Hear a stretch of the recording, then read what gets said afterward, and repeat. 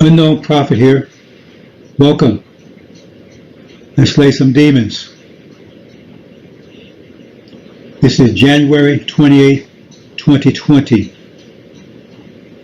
The virtual eve of the upcoming war. The war in the Middle East.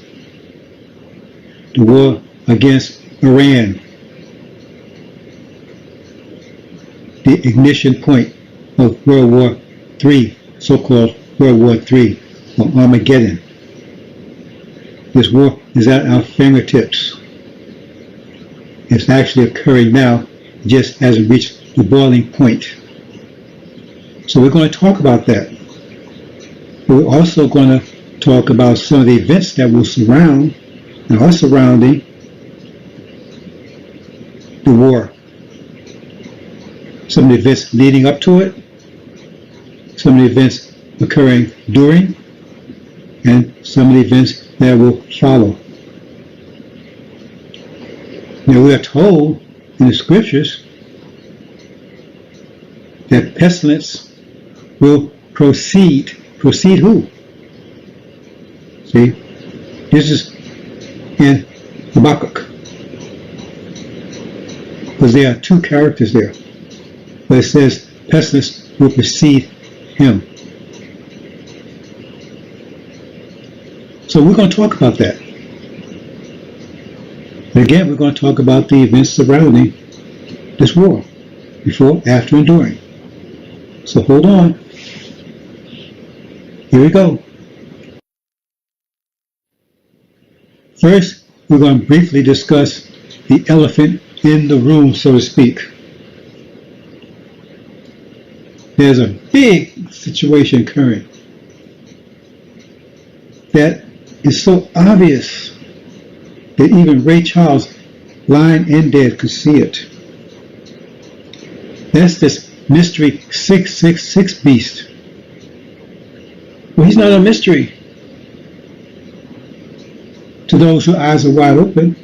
It shouldn't be a mystery to anyone. So why is it? Let's talk briefly about this beast. It is very easy to identify this beast because he had one very indelible, very broad, very sharp, very, what's the word I want to use, acute mark. Talking about marks, the mark of the beast, well, he has a very outspoken, right, very visible, very clear mark. And what is that? He would have power to stop anyone and everyone from buying and selling who doesn't cooperate with him. In general, that's it. Anyone that doesn't incorporate with this beast, he has the power to stop them from buying and selling, even to kill them if he wants to. Now, they've been talking about this beast for hundreds of years. Oh, the Antichrist is coming. He's going to have this power. See? He's going to shake up the world. See? No one will be before computers, right? Well, they've been marketing. If you don't have this mark, you won't be able to buy and sell. Once computers came on the scene, well, it's going to take he's going to put a computer mark on you. He's going to put a disc on you. He's going to put some kind of tattoo on you. It's going to, it's going to, your debit card. It's going to stop your debit card, your credit cards, and so forth and so on. The computer age. So it changed. The color, you understand, changed as the age changes, as time changes, as technology changes. See, now it's robots and so forth. But in regards to all that, the unundistinguishable mark, a very distinguishable mark, is he would not be able to, no one would be able to be able to buy or sell that did not cooperate with this beast. Now, has anyone ever had that power in so-called human history for the last 6,000 years? Remember this will be a global power. So has there ever been a global power prior to the so-called British Empire upon which the sun never set? That was their brag. The sun never sets on the British Empire because it was a global empire. It was the first global empire in so-called human history. There's no other country that has had global power in the last 6,000 years. Great Britain, so-called Great Britain, was the first.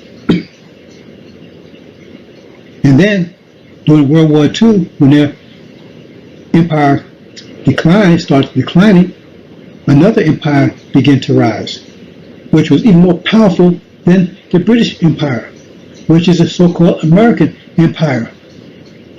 It is a global empire that was much greater, much more vast, and much more powerful than the British Empire ever was. And guess what? It has that power. So-called British Empire did not have that power, not even close. But America has that power to stop anyone from buying and selling. They call it sanctions. Anyone that does not agree with them or agree with the image of the beast, which is false Israel, or the beast that was wounded by a sword, which is Great Britain, then they will sanction them or kill them. That's exactly what it said this beast would do. His name is not Damien. You don't have to look for any 666 between his toes, you understand? Or behind his back, or behind his ears, you understand? Or between his butt. No, you don't have to look for all that. All you got to do is find who is worshiping, supporting, you understand, this beast. And they have the mark. We don't care where it is, you got it. You see? We don't care where it is, you got it. They had that mark. If they're worshiping and supporting this beast in any way, it's clear. How come no one's talking about crickets? Why is no one talking about it when it's so clear, so obvious? Because it's a global conspiracy. That's why I said they deceived the whole world. Who deceived the whole world? Gog and Magog, chapter 20. That's the history of Europe. It's not a future history. It's not prophecy. It's future. It's present, past history. It's from the collapse of the Roman Empire, when Europeans, the Jews, and Caucasians was thrown into the bottomless pit. 1,000 years in the Dark Ages, that's the bottomless pit. 1,000 years it was. That's what the prophecy says.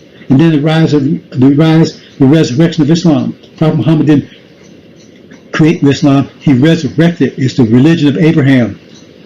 And they ruled for 1,000 years. Then came out of that, after the end of that, came out Gog and Magog. The two empires, the two global empires. Who's the two global empires? It's only been two. Gog and Magog. Magog means the mother of Gog. Britain was the mother of America. How simple can it be? And they said they would deceive the whole, that's what they're deceiving the whole world about. Who they are. You see? So there you go. See? So that's why they're deceiving people. So we don't have to look for 666. He's right in our face. It's clear as day. And for those who talk about the computer age, well, they're doing that. They can stop a nation, you understand, from commerce. Stop their banks. Shut down their bank accounts. Prohibit them from accessing their bank accounts. There you go. That's clear enough. So that should set the tone about what we're going to talk about. And ask yourself a question. Why? And all the Christian preachers know about this. Right? This is chapter 13 of Revelations, so-called Revelations, the angel. They all know about it. They've been talking about it for years. They wrote movies about it and everything else. So why is no one talking about it now? Why is it crickets? Why are they quiet when it's so clear and obvious? Ask yourself that question. If there's not a global conspiracy, if there's a global conspiracy, then stop saying conspiracy theories, because this is a clear conspiracy right here. Because any fool can see this. And how come no one's talking about it? And they all know about it. Anyone who's ever read the Bible, you understand, ever read those Damien movies, any of that stuff, they know about this, and no one's talking about it when it's so clear. And this beast will be so powerful. You see? And your soul is in jeopardy if you worship or serve this beast. So why is the preachers not talking about it? None of them. And Farrakhan's not talking about it either. He claims he knows the angel. He claims he followed Elijah Muhammad. He should be blasting this all over the world. He ain't said a word, not one damn word about it. Nothing. And it's so clear. You don't need Farrakhan to explain this to you. You don't need me to explain it to you. Just read it and think and look at what's going on in the world today. There's no confusion there. That's the beast. And it's three of them. See, America, you got false Israel, and you got Britain. And it says one of these beasts is totally dependent on the first beast, totally. Well, that's so-called Israel. It felt totally dependent on America. America gives them financial support, political support, military support. Without it, false Israel could not survive. Would be gone.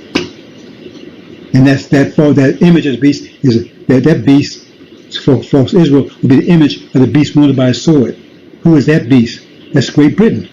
And false Israel's government is a clone of the British government. That's what we need, an image of copy. How can you go wrong with that one? If you go wrong with that one, then you don't know nothing. You can't go wrong with that one. There's nothing else to say on that one. Anybody that's for real, they can't go wrong with that one. Let's move on. As I was saying, just prior to the appearance of the Mahdi and the Christ, who is the Christ? That's Joshua, the one that follows Aaron. Remember the story? First came God, Pharaoh, then came Moses, Elijah, then came lion, deceitful Aaron, that's Farrakhan. Then he claimed he's Jesus. He's Jesus, and who was Aaron? Because Jesus is just another name for Joshua. That's all it is. Joshua is just a different language. If you say Joshua in Greek, then you will say Jesus. Like if you say Allah in English, you say God. God in Arabic is Allah. That's all. It's simple. So Aaron, Farrakhan, lying Aaron, deceiving Aaron, and then comes Joshua or Jesus. So what would he do? He said, what would precede him and the Mahdi was Pharaoh. Remember, it would be God. In the end, it would be God and Joshua as they fight their way to the promised land. God would be in the clouds, above the clouds, protecting from the sky. Why would you need to protect from the sky unless there was planes in the sky to protect you from? So Pharaoh was protected from the sky, and Joshua was battling on the ground. That's the story. As Jesus battling on the ground. And one of the first things Jesus would do was call out demons, because no one knew what a demon was. Elijah didn't talk about them that specifically, not directly.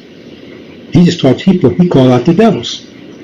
So it said the demon-possessed man was first possessed by devils, but he broke the chains of the devils, now just to be plagued by the demons. So that's what he would do. He'd call out the demons. Who are the demons? They're Caucasian blacks, the seed of the devil, as a result of the rape of black women for 400 years. Those are the demons. And Farrakhan's one. If your father's Caucasian, you're Caucasian. That means you're a demon. He says father's Caucasian, so he's a demon. So if you follow him with that knowledge, that means you're a demon or you're a fool. So it says, just prior to his appearance, there'll be pestilence. Pestilence. And now we have a pestilence going on, a very bad one, they say. China had to sit down and think about 10 cities so far. Shut them down. And it's already broken out of China. They have cases in the United States and Saudi Arabia all over the place. And they think they're having trouble with it because it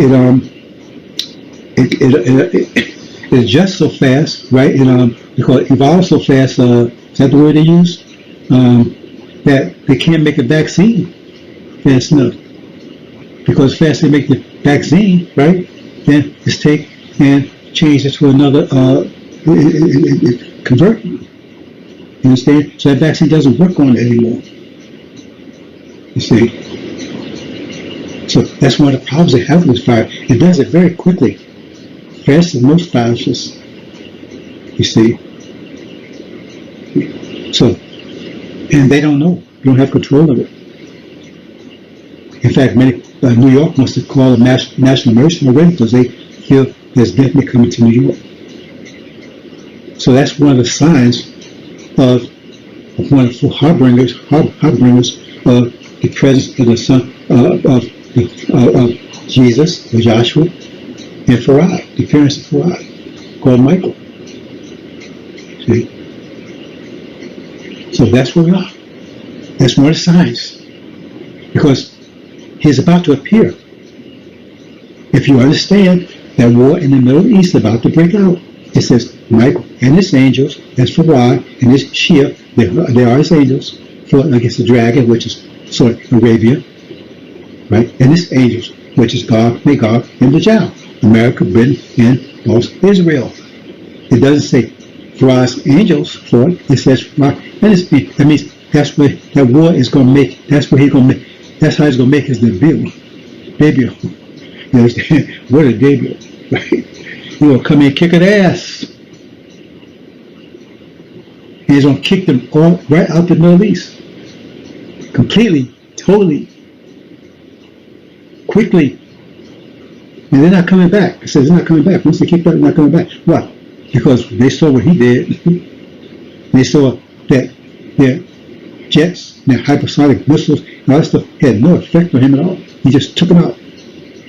They can't tell the American public that. That's why they're keeping it on the low right now about the UFOs. They already had a report, just came out, understand that they have incredible knowledge, complete, direct knowledge of the UFOs, so-called UFOs. But they can't reveal it to the public because it might have deleterious effect, a very detrimental effect on national security. How's that?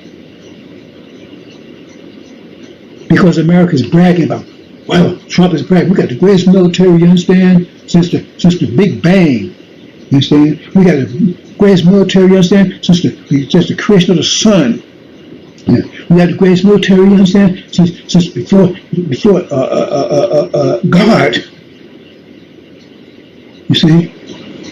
And then to tell you that there's something flying around there whose agenda is to take out America and to protect the original people here, the seed of Abraham, and they can't touch it. And China and Russia have set their best fighter pilots and planes after these things, and they was taken out. The pilots and the planes, their jets, their rockets, whatever. Americans have experienced the same thing. There's not revealed to the people. They can't tell people that because this so-called fantastic, most powerful, you understand, the most dramatic, you understand, the most lethal military ever existed is the security blanket for evil America. These wicked people. They're all devils. If you remove that from them, because they're paranoid people. See, a lot of them are waiting around wondering what's God going to take revenge for all the stuff they have done. Some of them are aware of that. They wonder, man, that's why you get all these guns and things, because they feel it's coming.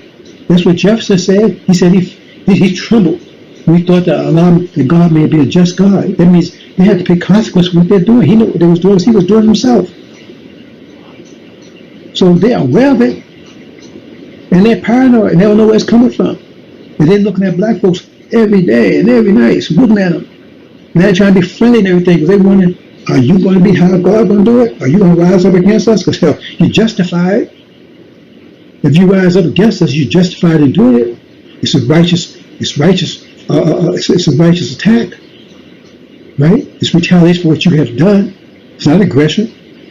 And they're wondering if we're going to retaliate. You see? So they're nervous. They go to bed at night, wondering if the next knock on the door, the bunch of niggas was about to take their heads. That's what they fear. And so now they're trying to be nice. You got all these commercials with whites and black,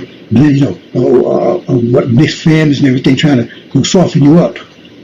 Then you got Farrakhan, you understand, trying to make devils acceptable. They're not devils anymore. They're the enemy. So he's kissing on him. Oh, he's not a devil. That means it's not their nature anymore. It's their behavior, contrary to everything Elijah Muhammad and Master Muhammad taught. Because he's a demon. So he's in there to help soften you up. See? Anyway, this is a sign of the imminent appearance for I was going to make his debut. And Jesus, the real Jesus, not the fake, corny one. It's so funny, because you got Dom Ishmael, right? He's up there talking about, well, he showed a picture of this Caucasian Jesus with long hair and all that stuff. And he says, well, he's supposed to have hair like lamb's wool. And he don't have no hair like lamb's wool. And then he showed a picture of Farrakhan. Dumbass, he don't have a hair like lamb's wool either. These people are so stupid. It's hilarious. I mean, you don't have to go Calvin Central no more. Just watch, I.org, man. You be cracking up for 2 hours. Next one. Boy, these girls clowns. Boy.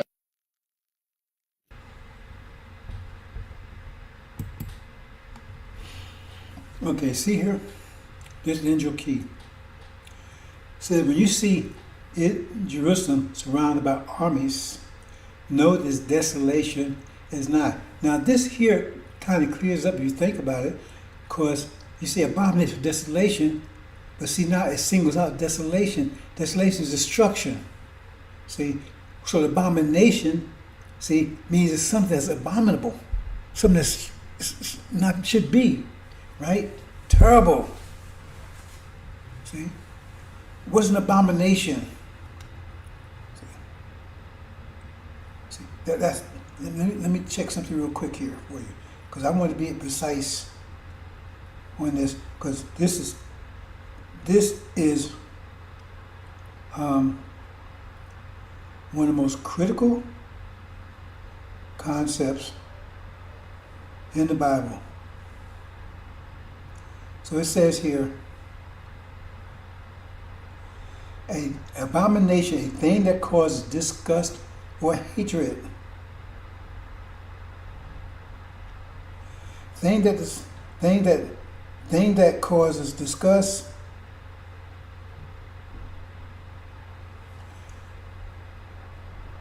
or hatred. That's what abomination is, and it's about to be destroyed. Thing that causes disgust and hatred. Now, false Israel has definitely caused hatred over there. They've built 72 years of hatred since 1948. 73 years of hatred. I mean, they intensely hated in that part of the world. Intensely. And disgust because they're not real. And we know they're not real. Disgust. Because they pretend to be something they're not. See, that's where abomination of desolation, something that's disgusting and hated. And so they single out here because they said it's about to be destroyed. Desolation means destruction. So something that's hated and loathed with disgust is about to be destroyed. So when you see Jerusalem encompassed by armies or surrounded by armies, then know that the desolation thereof is nigh. And this, when you understand the angel, this is this construct they're talking about. Because when you see this situation, that means America and Britain are kicked out of the Middle East, right? Now they're at war with China and Russia and the EU, which they think is with their friend NATO, which is going to turn against them. See, when they're surrounded, because now they're surrounded by Shia, Syria, and Iran, because America and Britain is kicked out. See, so now they're surrounded. They can't help them anymore. They're surrounded. See, they're laying siege to them. This is what they're talking about. So that means who's surrounded? They are surrounded. False Israel, Satan, they're surrounded by armies. then that means their destruction is nigh. Now, why should we care about that? Because it says when you see that, see, the destruction is nigh. It means it hasn't happened yet. It's about to happen. It's about to happen. But it says when you see that, flee. Flee immediately. Why? Flee immediately. That's what we need to concentrate on, brothers and sisters, because this is we trying to save your life. Some of you are going to be lost for lack of knowledge. Lack of knowledge of this. And we here to save your life. And we give you all the information we can. We spread it. And then pretty soon we'll have a big microphone, a big megaphone, right, to blast this all over the country. So you're going to hear this. Some of you may miss it because you got the demons 24/7, especially Farrakhan, trying to block you from hearing this. He's not talking about it. Oh, they mentioned it a couple of weeks ago, but he says it's something. He calls it something else altogether. He doesn't know what it is, and you've never had anybody explain to you like this, because you don't know what it is either. But how can you survive if you don't know what it is? When it tells you that when you see this, you have to flee. That's one of the greatest events of history, because it said at this time, this is going to spark, right, Armageddon. This is going to spark the time of unprecedented trouble. This is a spark that's going to ignite that time. See? This is also the sign of Jonah.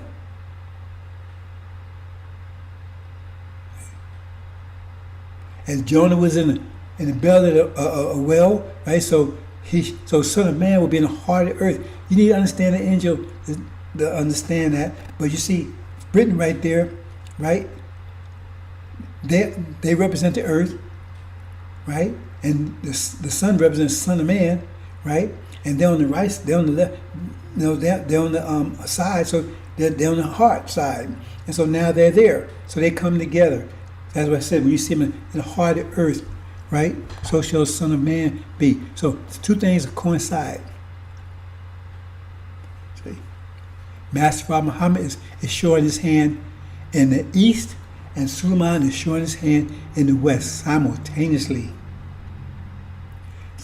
See? Because Master Prophet Muhammad is taking down the false prophet, false Israel, right? Satan, he's taking them down. Because that's the one, the whole world, he got to deceive the whole world, got the whole world believing in a lie, a big fog. That's the driving force behind it, false Israel. Because everyone thinks they're true, and they're not.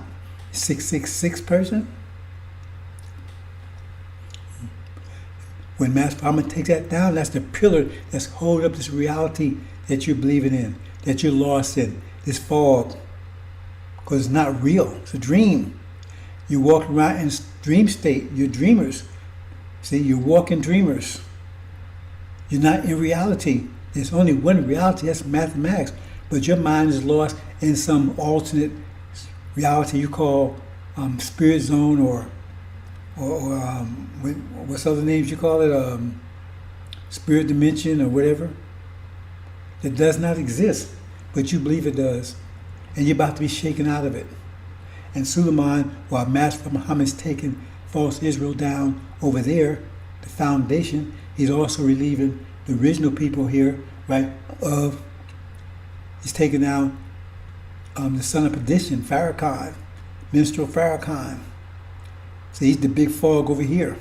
He's supporting that lie because he keeps telling you, oh, the Abrahamic, he never really talks about, but he does talk about, oh, well, Abrahamic covenant, right? And then he'll read the whole thing. What the Quran says about those believing part of the book, disbelieving the other, you don't read the whole thing. He said, we're not going anywhere.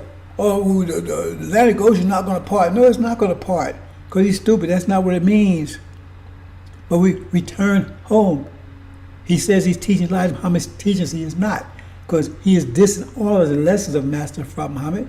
Because if you read the lesson of Master Prophet Muhammad, you cannot reconcile that, right? See, you cannot reconcile that with Farrakhan's teachings. He's talking about bringing devil NOI. He's going to heal Babylon, right? He's going to cause Babylon to repent. And let's say clearly that cannot happen. and says we're not even trying to think along those lines anymore. See, they have to be removed off the planet. But he said, no, I'm going to heal them. See, I'm going to bring them to NOI, and they're not devils anymore. That's totally contrary to everything Master Muhammad taught. He's not teaching. He's teaching Sunniism. See, L. Ron Hubbard. See, Dr. Sun Munshun's Moon, all kinds of BS. And just walking in Wallace's footsteps, he has to make the same mistake Wallace did. See, Wallace took the frog and threw him into hot boiling water, and the frog jumped out. So what he did is he turned the cooler water off, threw the frog in there, and now he slowly turned the heat up. So now you got some of the frogs in there boiling, they don't really realize it. Too late for them. Abomination of desolation, brothers and sisters, that is the main issue. That's the issue that kicks off almost all the Bible, 80% of the Bible at least. 80% of the angel at least. Almost every 80% events you talk about, you see an angel, happens as a result of the abomination of desolation after false Israel is taken down. That's the event of all times. That's the event that starts off the tribulation period, the event that starts off a time of unprecedented trouble. That's the event, right, that begins our salvation, our redemption. That's the cornerstone event, abomination of desolation. That's why you see, when you see Jerusalem, right, they come out, false Israel, encompassed with or surrounded with armies, then know that the desolation of false Israel is near. And we see that right now, right? And we see them, America and Gog and Magog, right, has been at war. Gog, Magog, and Dajjal, right, has been in conflict with America, with Iran and Syria ever since Trump came in the JCPOA in 2018 May. And it's just getting it intensifies daily. And we know it's got to blow up any day now. They're even admitting it. They're admitting, false Israel is admitting that it's going to attack Iran. It says openly.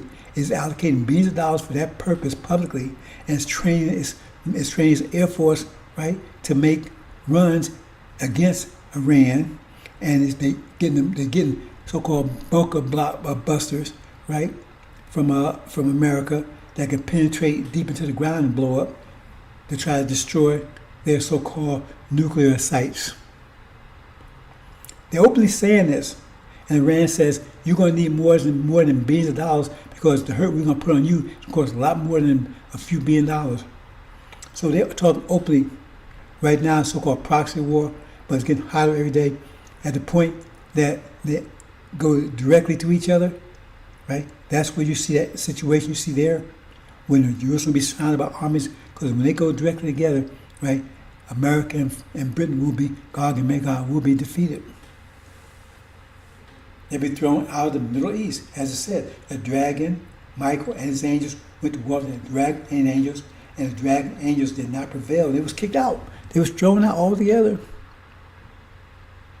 That leaves false Israel alone, defenseless, because America and Britain will not be able to help them because now they're at war with China and Europe. Both sides of Europe, Eastern and Western Europe. So they cannot defend, they not defend false Israel anymore. So now false Israel is surrounded. And they think they have nuclear weapons that can protect them, but they're going to find out that they're blanks. When they're going to pull a trigger, nothing's going to happen. So now they set all this in motion. Now they're surrounded by the Shia, right, under siege. So the siege would be so bad that the fathers would eat their sons and sons would eat their fathers. And then, see, at that point in time, once that war reached that, they're at war now, but it reached that intensity, America and Britain is kicked out, that's when you see what they mean So it's a short period of time there where you see that false Israel is under attack, they're isolated, and they're under siege, right? When you see that, that's run, because their destruction is imminent. Could be a day, a week, they don't say, but it's imminent. So those of you who are aware, who are angel warriors or messenger of the covenant, or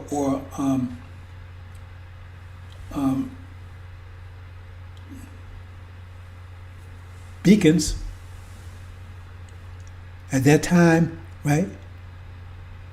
Hopefully you have prepared flyers and whatever, right? To tell as many people as possible, right? The churches everywhere around, that how it's going to result. And that's what they talked about when they talk about the abomination, desolation, that, because that's not supposed to happen. See, oh man, see, first of all, America's not supposed to be kicked out by them, but America's kicked out there. Problem number one, how did that happen?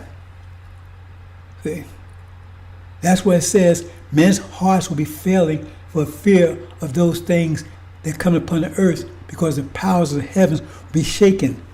What powers? In other words, who has power in the heavens and the Middle East now? America, Britain, and false Israel. When that power is broken, right?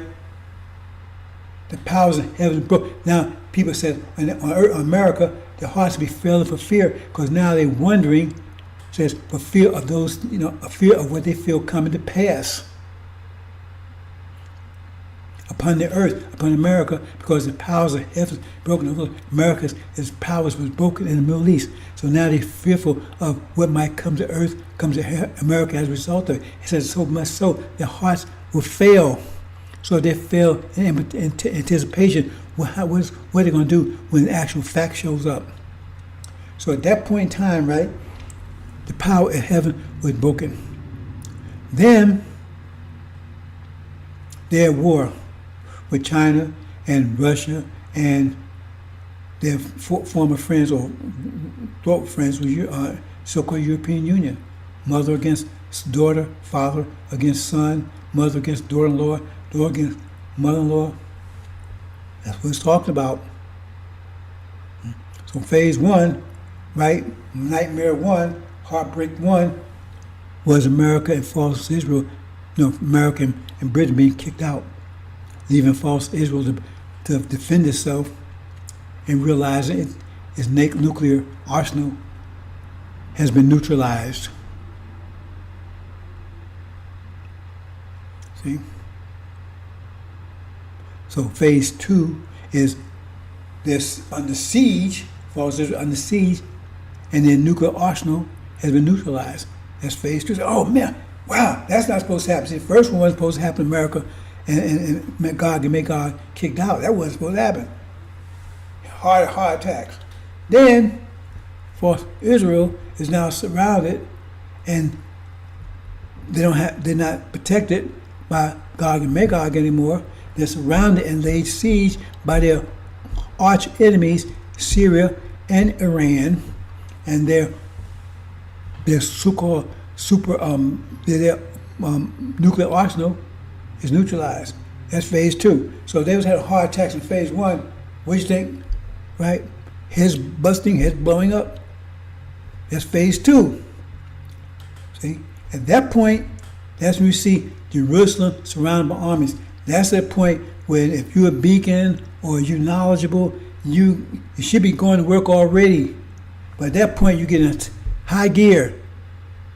Flyers and everything, because now you identified this phase two, identified it.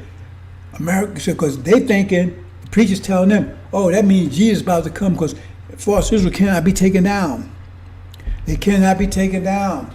See, so that means Jesus had to arrive, because he promised he would never let them take it. So if they under sea, that means he's ready to come back and ready to kick the Shia, Iran, and Syrians, get ready to get rid of all the Arabs, and that's his return. He's going to get rid of all the wicked, and he's going to put America on top. That's what they believe in. See, and that's what the preacher's reinforcing. See, but you tell them, no, that's not going to be the outcome. See, you tell them the pack closes start See, at that time they got time to pack. Maybe a little time. They don't know how much. See, because at that time, that says it's nigh. If you're wise, right, you're already gone. The beacons, right, and the and your words, right? They understand what's going on. They stay as long as they can. They get as much information out as they can. Be a beacon to let everybody know what. So, famine, brothers and sisters, famine is on the horizon, and it's coming fast. They're going to break the bread of these wicked people. Everything they've been eating for the last 5 years been stolen. It's not theirs. Consequence. They're causing other people, other nations to go hungry so they can eat. They starved us for 500 years for us to eat shit. That's what the Bible says. Read it. Cow manure. While we prepared steaks and vegetables and all kinds of nutritious things for them, they're just eating shit. Now, it said that God would judge them after the 400 years. 1619 to 2019, according to their records, 2020 would be begin that judgment. We start with the first plague, the plague that would kill the firstborn, the elderly, and pass over the seed of the true seed of Abraham. And that shows you that false Israel cannot be because it didn't pass over them. And they know this. They can't let you know it. They cannot let you know who you are. They cannot reveal your identity to you. They cannot allow you to unite, even think about uniting. We're going to talk about those things. So let's move on, brothers and sisters. Famine. Generally, famine means no food. That will be the main part of it. But there will be famine. And that doesn't mean because, you say, well, it was drought. No, that's not everything called famine. Famine can be if they can't get food to you. If you're sick and cannot get out of bed, it's impossible to get out of bed, and there's plenty of food in the refrigerator, and there's no one around, effectively, that's a famine for you because you cannot eat anything, even though there's food there. And if there's food on the farms, but it cannot get to you, if you add all the pieces together, I'm going to explain to you today, that's what's going to happen. The food is not going to be able to get to you, the food that is available. Famine. It says a total famine. Not just in food, but primarily in food. A total famine. It says it started out very bad. It started out where it says people pay an astronomical amount of money for bird shit. Dove shit, that's what it says, dove manure. If they could find it. She had to catch the dove first, right? And also for a donkey's head. How much meat is on a donkey's head? That's where it starts. And then bam, there's no food at all. Then they start eating people. Eventually they start eating their own children. And they start eating each other, the neighbors. That's what it says will happen. It says a woman that's pregnant, she will give birth in silence, in secret. She'll go to a secret place and hide and give birth in silence because she don't want to share the baby that she's about to give birth with to her husband or anyone else. She won't eat it herself. That's what Scripture saying. That's how bad it's going to be. And if you don't listen, brothers and sisters, you're going to be on the menu. Famine. It's my job to warn you. Farrakhan claims he's a warner. What's he warning you about? He's telling you, you wicked, sinful, you got to believe in him. He's in a wheelchair. What happened to him? If he's so righteous and everything, how did he get his ass blown up with some pellets, radiation pellets? He's supposed to be protected by God, right? Who needs that kind of protection? Because a curse with a curse from robbing God. He can't protect himself. How the hell is it going? He can't protect himself. How can he protect you? He can't protect himself. How can he protect you? He can't protect himself. How can he protect you? He claims that war with the Jews, right? And they blow his ass up when he had the cancer he's supposed to have had. They put radiation pulse up his behind him, blew his behind him, they took out all his internal organs and his reproductive organs. Now he got shit and piss in the bag. What kind of protection is that? He can't protect himself. How in the hell he gonna protect you? My brother, sister. Okay. Well, we're here.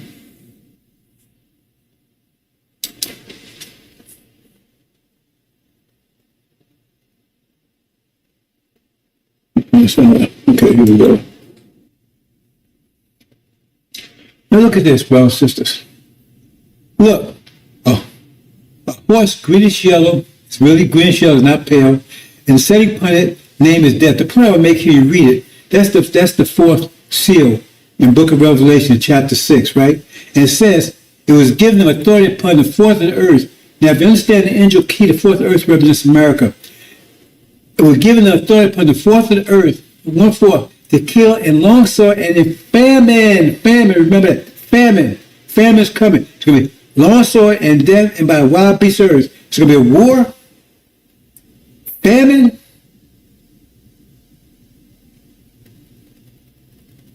Death. It means death in a different way you think, but famine. All is coming together. Famine. People who have not known any, have missed the meal in 500 years. But we're causing famine all around the world, taking people's food, killing them, genocide, murder. They said they would go out to steal, kill, destroy. Exactly what Europeans did. That's exactly how America became America. And they try to deny it. They point the finger at everyone. It's a terrorist nation. It's the greatest theft known in history. They stole everything from us, even our humanity. They stole everything from us, even our humanity. And I say it again, they stole everything from us, including our humanity. The greatest theft in history. No nation ever went that far. No nation has ever went that far. No nations ever went that far. Took everything, even our humanity. We were animals, period. It's in their constitution. It's not even human. And to maintain that system, it had to be maintained by terror. 400 plus years of terror. By terrorists like Jefferson and Washington, who owned slaves. How do you think they maintained that order? Through terror. Raping children with pedophiles. Raping children. Boys and girls. And that's their history that they don't want anybody to know. Or CRT. Try calling the Holocaust CRT, see what happened to you. They just don't want anybody to know because they want to point the finger at everybody else as the most wicked country ever. Most wicked nation ever. Of all the European nations, just the wicked. Britain and America is the wickedest of all. The most wicked ever. And as God's going to punish them worse than any, he said in the cry, will punish them worse than any nation ever would punish. And then the beginning of that punishment, that's why they're going crazy. They're going insane right before your eyes. And it says once they understand, right, when the famine comes in and they begin to understand it, it says it will drive them insane. Insane.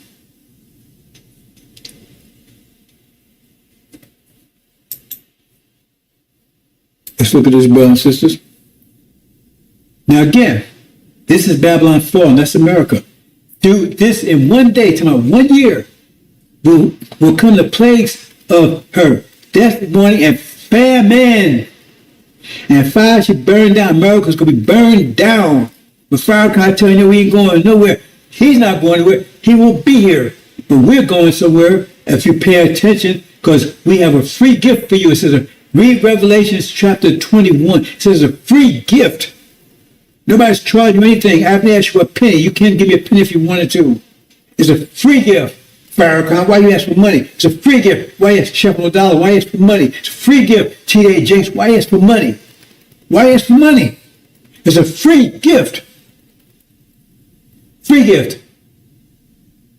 All you got to do is accept it. Nobody's going to force you to get your name in the Lamb's Book of Life. Nobody's going to accept you, right, to accept the ticket to get out of here. No one's going to force you to take the transportation to Master Muhammad to get you out of here. Nobody's going to force you to go back home to the promised land. No one's going to force you. No one's going to force you to accept this message. It's a free gift. You accept or reject it. Doesn't cost you a dime. You already paid the price. Farrakhan, Silas, T.A. Jakes, Seventh Angel, Eric. Why ask for money? It's a free gift. One day, strong as the God is judging her. America's in judgment. Now, see, here's a famine. You eat the flesh of my people after stripping off their skin and breaking their bones. You chop them up like flesh for the cookie pot, like meat in a cauldron. That's what's going to happen, you brothers and sisters, because you are God's chosen people, not them. You've done it 40 years. They have not. There is no proof they've ever done it. They told Jesus, they argued with him, says, we've never been enslaved to anybody. See?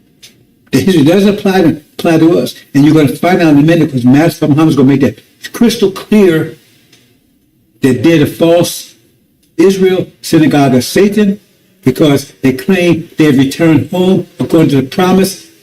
They want the reward, but they didn't do the work. So they want to get through. They claim the reward, but they have no proof of having done the work. They say, oh man, hey, I worked all week. Where's the proof? You put a time card in anything? But you want to get paycheck. But you never did put the work in. We put the work in, but they tell us we don't, they got Farrakhan tell us we don't deserve anything. See, we put the work in. We submitted. We went to the 40 years of Holocaust. We now it's time to get a award. You don't get a award because you don't deserve nothing. You was punished. You wasn't here because you was working. You was being punished. It wasn't a sacrifice. That's what Farrakhan's paid to do. So he says, oh, yeah, you went to all this pain, but there's no reward because you're not going anywhere. You never reach the next sentence because he doesn't really believe you're the true seed of Abraham, or he would read the reward because he always preached the bad part of how the suffering you did because then he tells you it's punished because he's a Jew and he's told us, and that just follows the devil. He said it follows a Jew. Read it, Google it. The Farrakhan says follows a Jew. If it follows a Jew, that makes him a black-faced Jew. He said to do that. See? And while false Israel said, making a claim, they want to try to see, we did the work. We go get a check. Hey, you was laying around. You was playing, you was working, but you was in jail. That's why you was working, right? That's you don't deserve anything. While false Israel didn't do anything, they want to go and get the check, and we put the work in for. See. Everybody's against you, brothers and sisters. All the nations, everyone. Even your brother and half-brother. Half-brother Levites help sell you into the situation. That's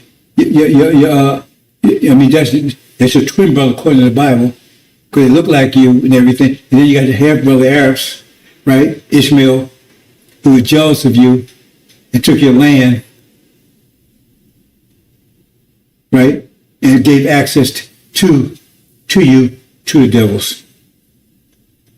This scripture, brother, says, read it. Micah 3:2. Who you guys talking to? Did false Israel ever claim that they was being eaten by anybody? Is that part of their claim? They don't have to make that claim.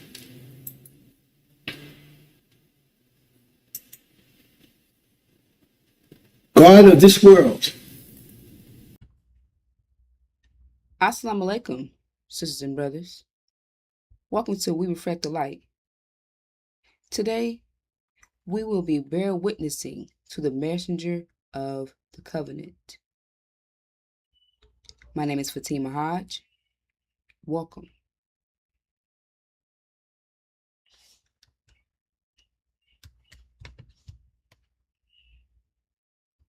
First, we're going to get started off with the judgment that started in 2020.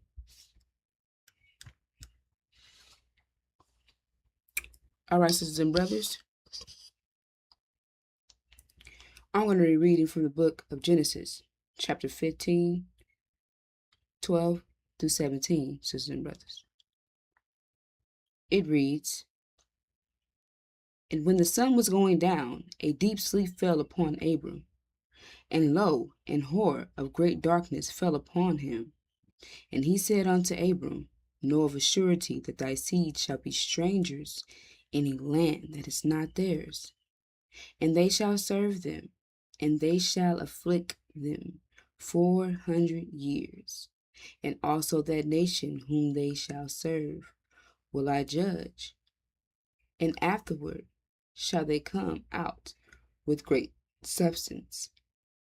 And thou shalt go to thy fathers in peace, and thou shalt be buried in a good old age.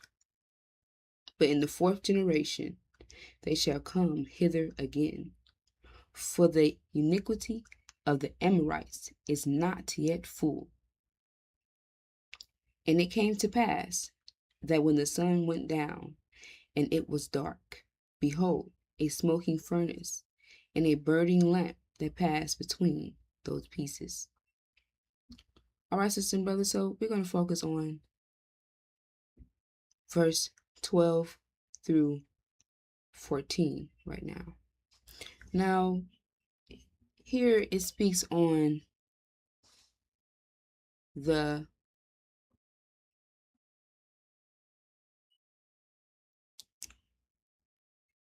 horror, sisters and brothers, that our nation experienced. It shared Abram had a vision of horror, sisters and brothers. Now we must understand that they call our experience slavery, but that was only 1% of what we, the black man and woman of America, experience, sisters and brothers. As the scripture highlights, we experience horror.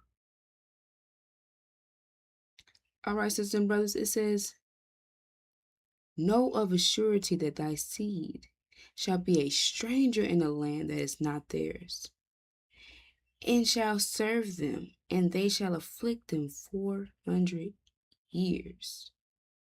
And also that nation whom they shall serve will I judge." All right, sisters and brothers, so this is also identifying the black man and woman of America. We are the only nation that meets this description, sisters and brothers. We are the only nation that meets this description. And only the messenger of the covenant is highlighting this, making sure that we know, sisters and brothers, exactly what took place to us and exactly who we are, sisters and brothers. It said, "Thy seed shall be strangers in a land that is not theirs," right? And that's exactly what's taking place, sisters and brothers. The black man and woman was brought here, right here, to America in 1555. Taken from our land, brought to America, which is a strange land to us, sisters and brothers, because it's not ours, right? So we meet this here description. And it said, "And they shall serve them, and they shall afflict them 400 years." All right, sisters and brothers, so it's identified, right? We didn't just experience slavery. It said they shall serve them, and they shall afflict them, right? So that's the part that they leave out, right? The affliction that was brought on our nation, sisters and brothers, which is very important because our people need to understand exactly what took place to them and exactly who's surrounding them, which is your open enemies, sisters and brothers. This is who did this to you, right? So it's there that they shall serve them and they shall afflict them, right? as two things, right? Serve and afflict. Okay, and it identifies a time frame here. Now, as I shared, sisters and brothers, the messenger of the covenant is the one who has come and given us these details, sisters and brothers, which is why we are here bear witnessing today to the messenger of the covenant. He's given us the light so we are able to share with our people. All right, sisters and brothers, so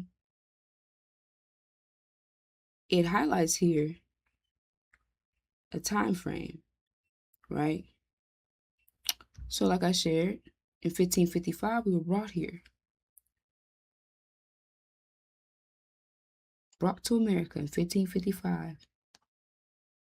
When we were brought here, it took them 64 years to strip us of all knowledge of who we were, right? So they can completely have control over us and turn us into Negro bots under their control, 100%. And it took them 64 years to achieve that, right?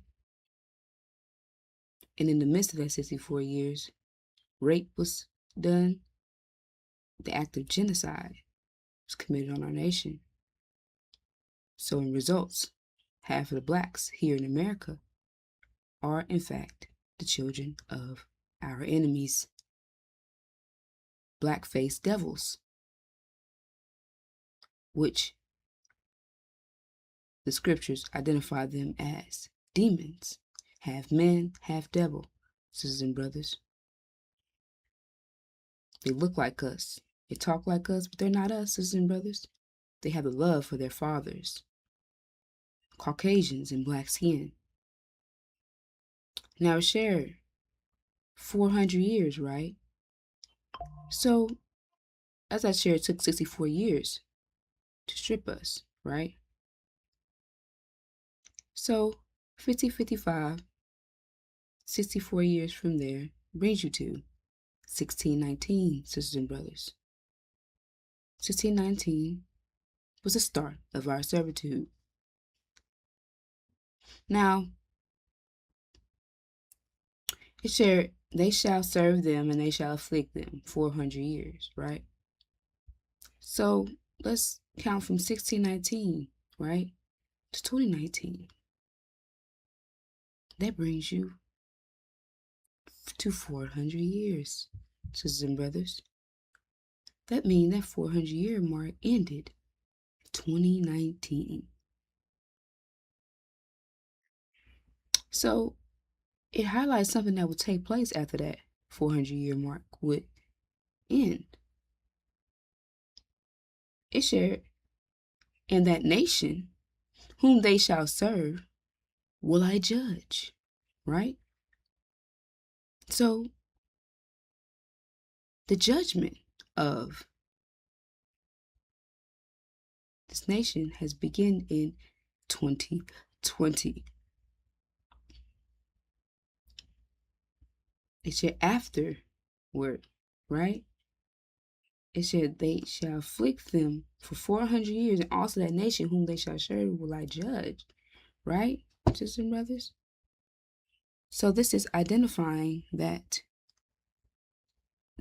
the enemy, which is our open enemies, these devils, are in the judgment. We are all in the judgment. Judgment started in 2020. All right, sisters and brothers. And how we know that judgment began in 2020 is because what took place? COVID-19 came right in with their judgment, killing them, sisters and brothers. And they panicked. They panicked, sisters and brothers, because the virus wasn't killing us, it was killing them. So they shut down their whole economy because of this, sisters and brothers, and I know you all remember this. They shut down their whole economy because of this. And the only one that was bear witnessing to this and telling our people about this is the messenger of the covenant.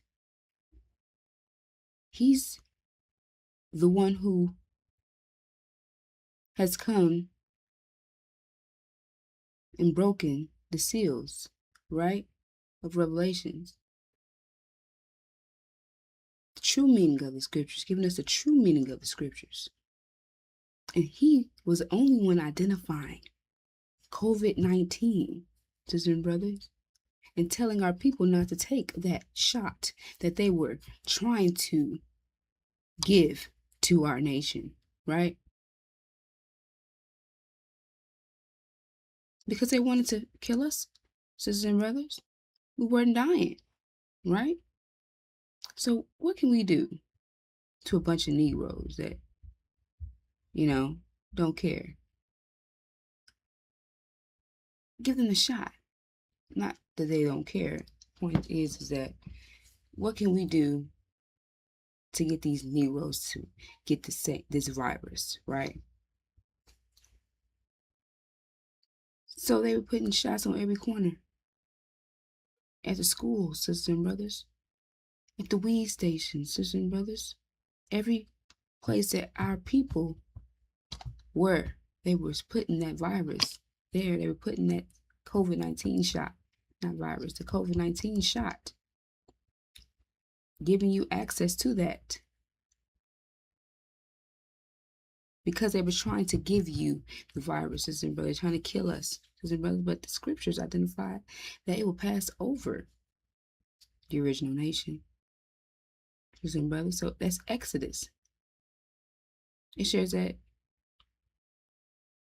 it will pass over those with the Lamb's blood, right? So we have to understand that's exactly what took place, sisters and brothers.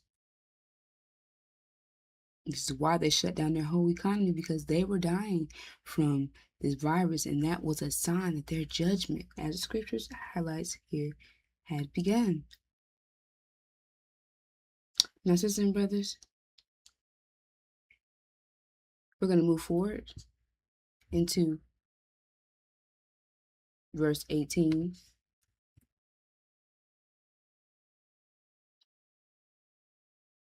Where it highlights in Genesis the vision, the covenant, sisters and brothers, which is the black man and woman of America's vision, right?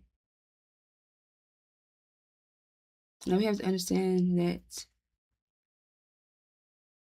the Abrahamic covenant is in fact God's sure word that he made to his people for experiencing exactly what I just described right here in this strange land, hell, America, sisters and brothers. It shared in that day the Lord made a covenant with Abram, saying, unto thy seed have I given this land, from the river of Egypt unto the great river, the river Euphrates. And this is the message that the messenger of the covenant has revealed to us, sisters and brothers. The message of the covenant.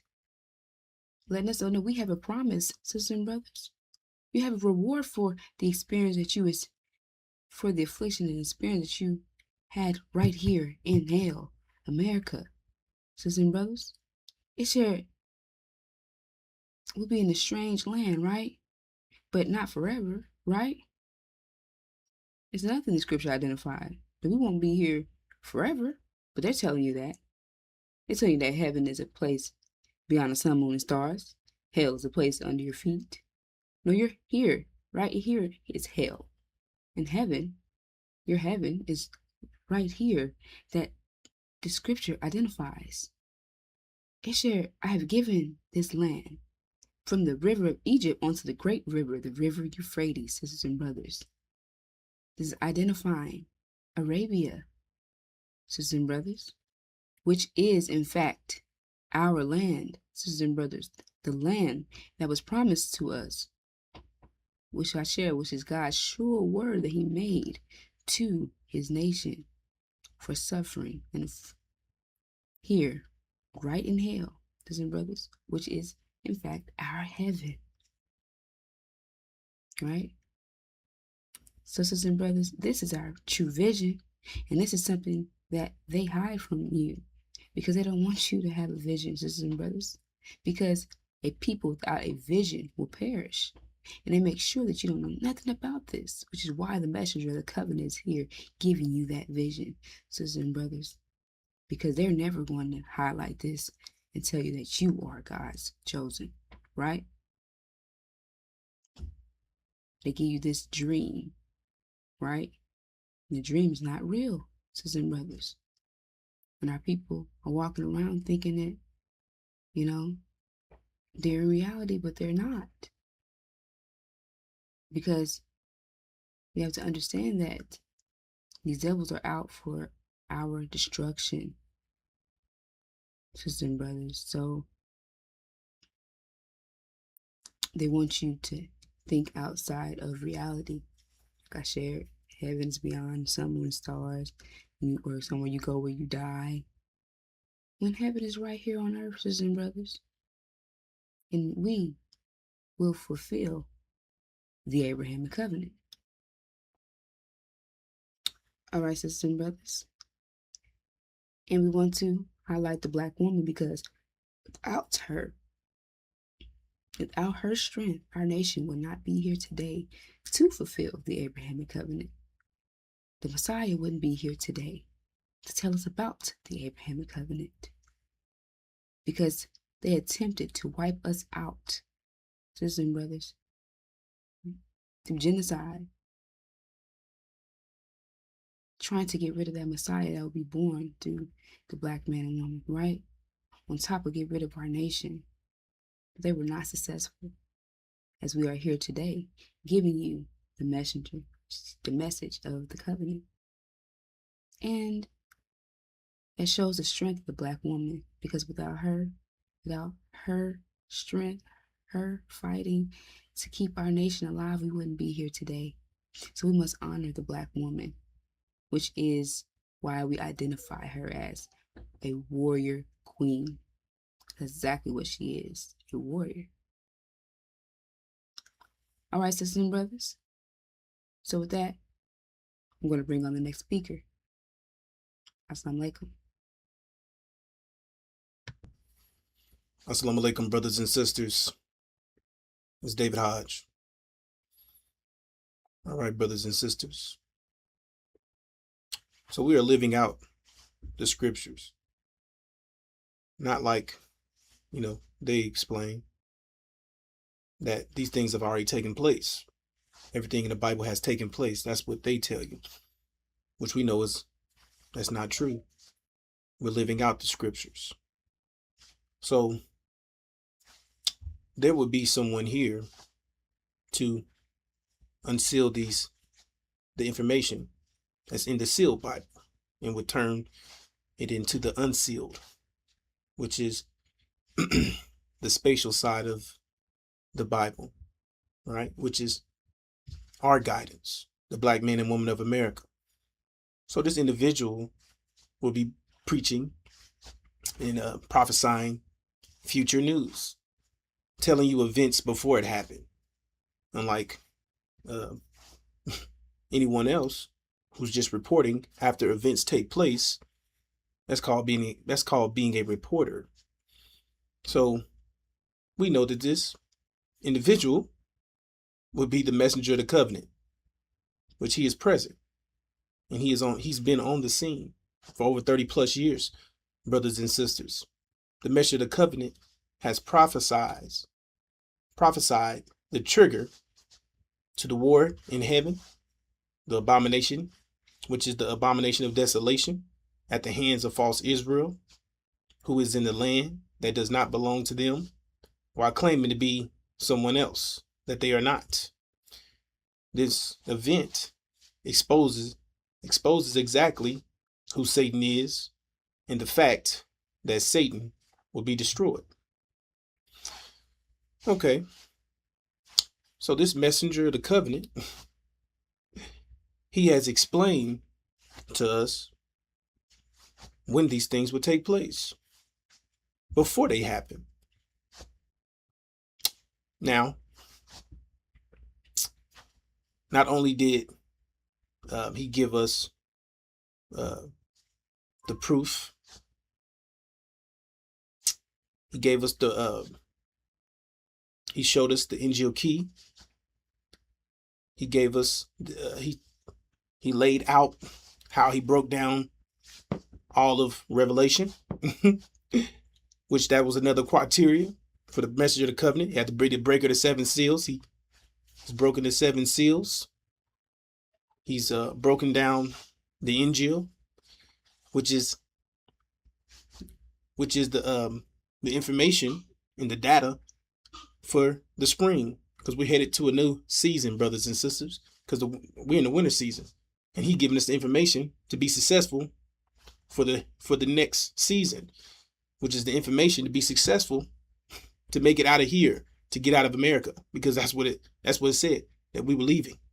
It said that complete separation, right? We're getting out of here, and this will be the information you need, right?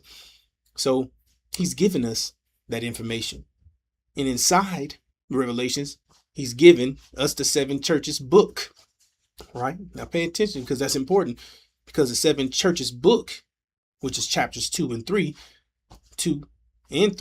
of Revelations, is centered around the destruction. It's centered around the abomination of desolation and the destruction of false Israel. Okay, so keep that in mind. Like I explained, he told us, he's telling us events before it happens. You see? So as I explained, the trigger to the war in heaven was the abomination of desolation, right? And he was telling us, right, that the abomination of desolation is centered around the seven churches book, which is 2 and 3 of Revelations. And he kept hinting. You see it? If you see it, you see. If you see it, then you see it. And he's saying, well, I'm gonna tell you here in a minute. And that's exactly what he did, because that's exactly when the abomination of desolation happened. It happened in 2, 3, just like the chapters 2 and 3, 23. It happened October 7th, 2023. So it was right there the whole time, brothers and sisters. In the messenger of the covenant, he warned us before it happened. He was telling us these things before it took place. And he was the only one speaking on it, even before it took place, after it took place, and no one's speaking about the abomination of desolation. And it's ongoing, you see, because they know better. Because if they point out the abomination of desolation, that means you have to point out you have to put your finger at who's doing it, right? And the world is structured around the idea that false Israel is the true seed of Abraham. So if that means they're doing abomination of desolation, that means that they're not who they claim to be, because they shouldn't be doing that. Those acts should be taking place to them, because it said that, they go against God's people, and then God will come back and go against the enemies, right? And crush them all, right? Yeah. So it means that they will go against God's people, and God will show up, and he'll defend them and destroy all the enemies. You see? So however, they don't speak about the abomination of desolation, which is taking place, brothers and sisters, at the hands of false Israel. You see? Because, excuse me, brothers. And so if you know, the Palestinians, they were fighting to get their land back, right? They're fighting for what's theirs. They've been oppressed, right, by false Israel. These people sitting on their land. They've taken their land. They're sitting there in the place that they should not be in, first of all. And they've taken these people's land and oppressed them for over 70 plus years, right? So bam, they react. They go to take their land, go to finally get victory for themselves, right? So what happens? Well, then that's when the abomination of desolation took place at the hands of false Israel. The abomination who was causing desolation is false Israel on the people of Gaza, right? It says when the uprising of the Palestinian people is being suppressed by false Israel with abominable cruelty. right? And he called it. And he was the only one who called it. You see? And he said the abominable act of cruelty and destruction is causing moral revulsion and hatred towards false Israel, causing this people to go against them, the hatred to build towards them. You see? And that this would be false Israel setting up their own destruction, you see, which all their actions will soon backfire. See, he's predicted to backfire. You see, it said that you inherit what you say and you do. And they were doing this, killing women and children, blowing up women and children, starving and dehydrating women and children, preventing them from aid, bombing and blowing up their food stores, their homes, their schools, bakeries, hospitals, worship centers, infrastructures, all these things, right? He's supposed to be God's chosen people, the holy and pure people, right? But look, you see, they're doing an act of genocide. You see, assassinating, destroying the Palestinian people, and that's what you see, the act of great cruelty. And this is them, right? God's so-called chosen people. And this is what's taking place. They're doing it, right? Which is exposing them for being exactly who they are. You see? And it says here, therefore, when you see the abomination of desolation, which was spoken of through Daniel the prophet, which Daniel the prophet is the same one as the messenger of the covenant. He was the one speaking it, right? He was the one telling us. He's the only one telling us. And it says, standing in the holy place. See? Standing over there in Palestine. That's the holy place, right? And they're standing there, and that's where they are. They're standing over there, and they shouldn't be, right? It said, let the reader understand. Talking to the people that was right there to bear witness to what he was sharing, the information that he was giving out, right? That this event would take place, you see, in chapters 2 and 3, 2023, that it would happen around that time, because the 7 churches was centered around the abomination of desolation. And he gave you a hint. It was 2 and 3, 2023. You see? And they were doing that. They're still doing it. Like I said, which is setting up their destruction. You see? Setting up their destruction. It says here, but when you see Jerusalem surrounded by armies, then recognize that her desolation is near. Right? So remember, God's supposed to come back. He's supposed to come and fight against all those that's opposing his people. You see? And destroy their enemy and destroy his people's enemies, right? And so-called rapture, right? God come back and everyone's saved. All those people, that's all God's people are saved, right? So that's what they're banking on that. They're counting on that. But what they don't see is that they're the ones in trouble. You see? Which the message of the covenant, he's explained this. He's prophesied this. He's already told us this in advance. He doesn't wait like a reporter to tell you after it happened. He tells you before it happened. You see? And he says here, you see, Jerusalem. Well, who's in control of Jerusalem? Jerusalem's capital what? False Israel. All right? So now if you read it, it tells you exactly what's going on. It says, but when you see false Israel surrounded by armies, which is Injil language, this is Injil talk, brothers and sisters, then recognize that false Israel's desolation is near. Right? So what is desolation? Desolation is destruction. Not redemption, not salvation, destruction. So wait a minute, that's not supposed to happen. Right? Because it said when God's people are placed in their land, they're not to be uprooted or removed. Which is a clear indication that they're not who they claim to be. You see? That they're imposing. You see? That they're imposters. You see? That they claim to be something that they're not. They're masquerading as something else. You see? That's what it said Satan would do. You see? So now, when this event takes place, now, you see, now they'll be exposed for who they truly are. You see? Which Revelations chapters 2 and 3, verse 9, both chapters tell you exactly who they'll be exposed as. You see? Because it says Satan was masquerading as an angel of light. You see? Claiming to be something he wasn't. But he was claiming to be us, stealing our identity. You see? That way, when they went for the initial, because it's agenda set up, right? So the plan is to eliminate you, right?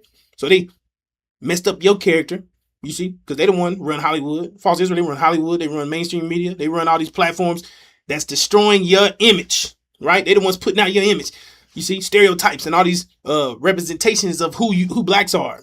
Pimps, hoes, fools, clowns, savages, uneducated people, disrespectful children, this, that, the other, right? Going in on us. Homosexuality, this a bunch of foolery. Comedians, clowns, just nothing but a bunch of uneducated savages, right? Well, they're the ones painting that picture, all to destroy your credibility for being the true seed of Abraham. That way, you wouldn't even believe it. So definitely wouldn't nobody else believe it. See, then that helps them cling on to your identity even better, because now, you see, that was what they were doing. You see, that's what they were doing that's what they are doing to steal your image and to continue to do it. And not, I think the point I'm trying to make was they did that so when the initial plan is to eliminate you, destroy you, right? And when that happens, well, who gives a damn, right? Because they were doing nothing anyway. They were a bunch of consumers. They wasn't producing anything anyway. They wasn't making nothing of themselves anyway. They was in the way, right? They was a bunch of no good people. So when they destroy us, then no one cares. And that's and when you see going on over there, which you're witnessing genocide, see, they're getting the world ready for genocide. You see, for mass, that genocide, right, is taking place worldwide, right, for the world to view, right? You see, so they're getting them desensitized. They're getting them used to a genocide. So when they initiate the plan to destroy you, then they've already witnessed it and they've already become hit to it, right? So when it takes place to you, then bam, it's nothing because they've already watched it and now come here and black was no good anyway, right? Bam. So that's their plan, destroy you, which is going to backfire. It said all things will fail. It says that they don't hear what they say and they do. It said they're going to be destroyed. God's going to come back and we are his people, you see, and they're going to be exposed for who they truly are, which it tells you here. It says that they're Satan. It says, excuse me, brothers and sisters. It says, I have known of you the tribulation and the poverty, but rich you are, and the blasphemy are the ones saying Jews to be themselves, and not they are, but synagogue of the Satan. Jews to be themselves, and not they are, but synagogue of the Satan. You see? So it's saying the blasphemy, which is a lie, out of what? Out of the saying Jews, right? The ones saying that they're Jews. Ain't that them? Ain't that false Israel? Ain't they the ones saying that they're Jews? It said that they're synagogue of the Satan. It says, look, I am giving out a synagogue. It says, I am giving out of the synagogue of the Satan, of the saying themselves Jews to be, and not they are, but they are lying. So there it is. It's telling you exactly the same thing, brothers and sisters. Both chapters, right? It's telling you they're lying. It says that the ones that saying they're Jews, they're not. They're lying. It said the synagogue of the Satan, telling you exactly who they are. Satan. Say you wouldn't know the depths of Satan. It says that Satan will masquerade as an angel of light, claiming to be God's people, but he's not. And he's about to be exposed for who he truly is. And these are the things that the message of the covenant has already exposed. He told us about. He didn't wait to tell you. He didn't hear from somebody else. These are things that he has when he has done he's broke down all these things, and he's now he was giving these things to us. You see, from his own studies, from his works. You see, he was the one putting in the work, digging these things out to give to us, to lift us up. You see, to prepare us, to get us prepared for the event, for the tribulations, to get us prepared to get out of here. You see, to get this is part of the purification process, brothers and sisters. You see, he gave you all this information. This information is destroying our enemies, right? But this information would lift you up. It would energize you. You see, it would fire you up. It would purify you. It get you prepared to go back home, which is that's our goal. That's our mission, to get the hell out of here, not to stay here in the land of your imprisonment. Said you'll be a fool, right? But you got people, you got these demons. They're the ones preaching that because they just like their devil daddies. You see, they're not telling you about none of these events because events go totally against them because their daddy is the synagogue of the Satan. You see, their people is the devils. They love Massa. You see, they don't return back to our fathers because our fathers are not their fathers. You see, their father is Satan. So they're not telling us these things. So they would tell you about the promised land. They would tell you about going home. They would tell you about the abomination desolation. They tell you about false Israel be destroyed because that's going against their reality. If the world is structured around that idea, and that means If you expose that, then you crush it. It be crushed. And that's what's keeping them centered. That's what's keeping them focused. That's what's keeping them thinking that everything's fine. That's part of their reality. It's structured around their reality, right? So they come tumbling down. That means their reality is over with. So however, brothers and sisters, the message of the covenant has laid these things out for us. That way we won't be blind. That way we won't be running into things. It said if you cannot identify your enemies, then you are your enemy. So he has made sure that we are not our own enemies. He's made sure that we have 20/20 vision. He makes sure that we can see what happens before it happens. You see, we got the head up, we got the heads up. We have the advantage on what's taking place. We are the advantage. It said our lives, the best of planners. That's us, brothers and sisters. We are the ones. So you getting to look at what's taking place. You're on top of it. There's nothing they can do. You see, because this information is, he's the one putting out the high pressure, which is crushing this which is, see, high pressure eliminate low pressure. This reality, the American dream, the sealed Bible. You see the enemy's tactics. They're low pressure, and he's the one putting out the high pressure that's destroying your enemies. It's keeping you, keeping you from being crushed. Trying to get information so you don't be crushed. You see, that's another level to it, brothers and sisters, because we have to get to the level. We have to come up to the level of this understanding, this data, which is what you need to be successful during the time of the spring, because the winter is coming to an end, and you don't want to get caught up with the winter people, with the winter data, and be crushed out of existence with the winter data, trying to hold on to it, trying to be a collaborator, associated. You know what I'm saying? And if it don't matter if you don't know, you get what I'm saying? Because at the end of the end result is, if you step off a cliff, you see, let's say you step off a 500-foot cliff, bam, right? The result usually ends the same. Death.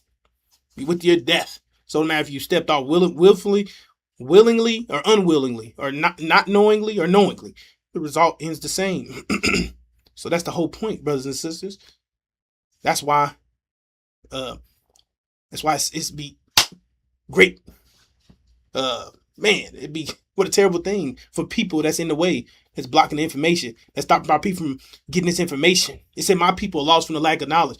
Lost from the lack of knowledge of what? This information that we're sharing with you, that we're bearing witness to.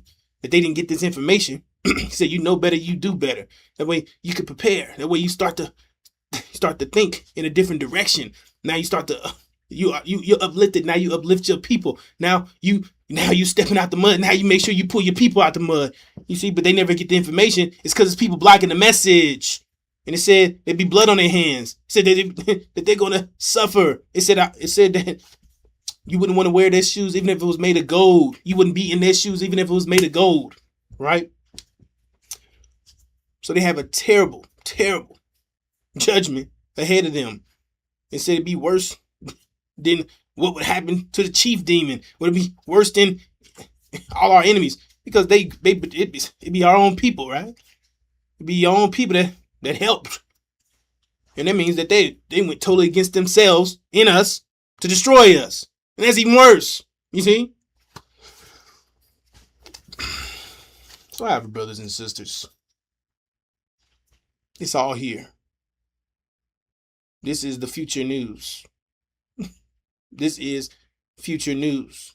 This is exactly what you need to be successful during this time, brothers and sisters, and to give you the ability to see what's going to happen before it happens. And before things happen, and you, just like the measure of the covenant, he tells you everything before it happens, then boom, you see it happen. Woo! Ain't that something? You know what I'm saying? Like, wow. And you literally witnessed it yourself.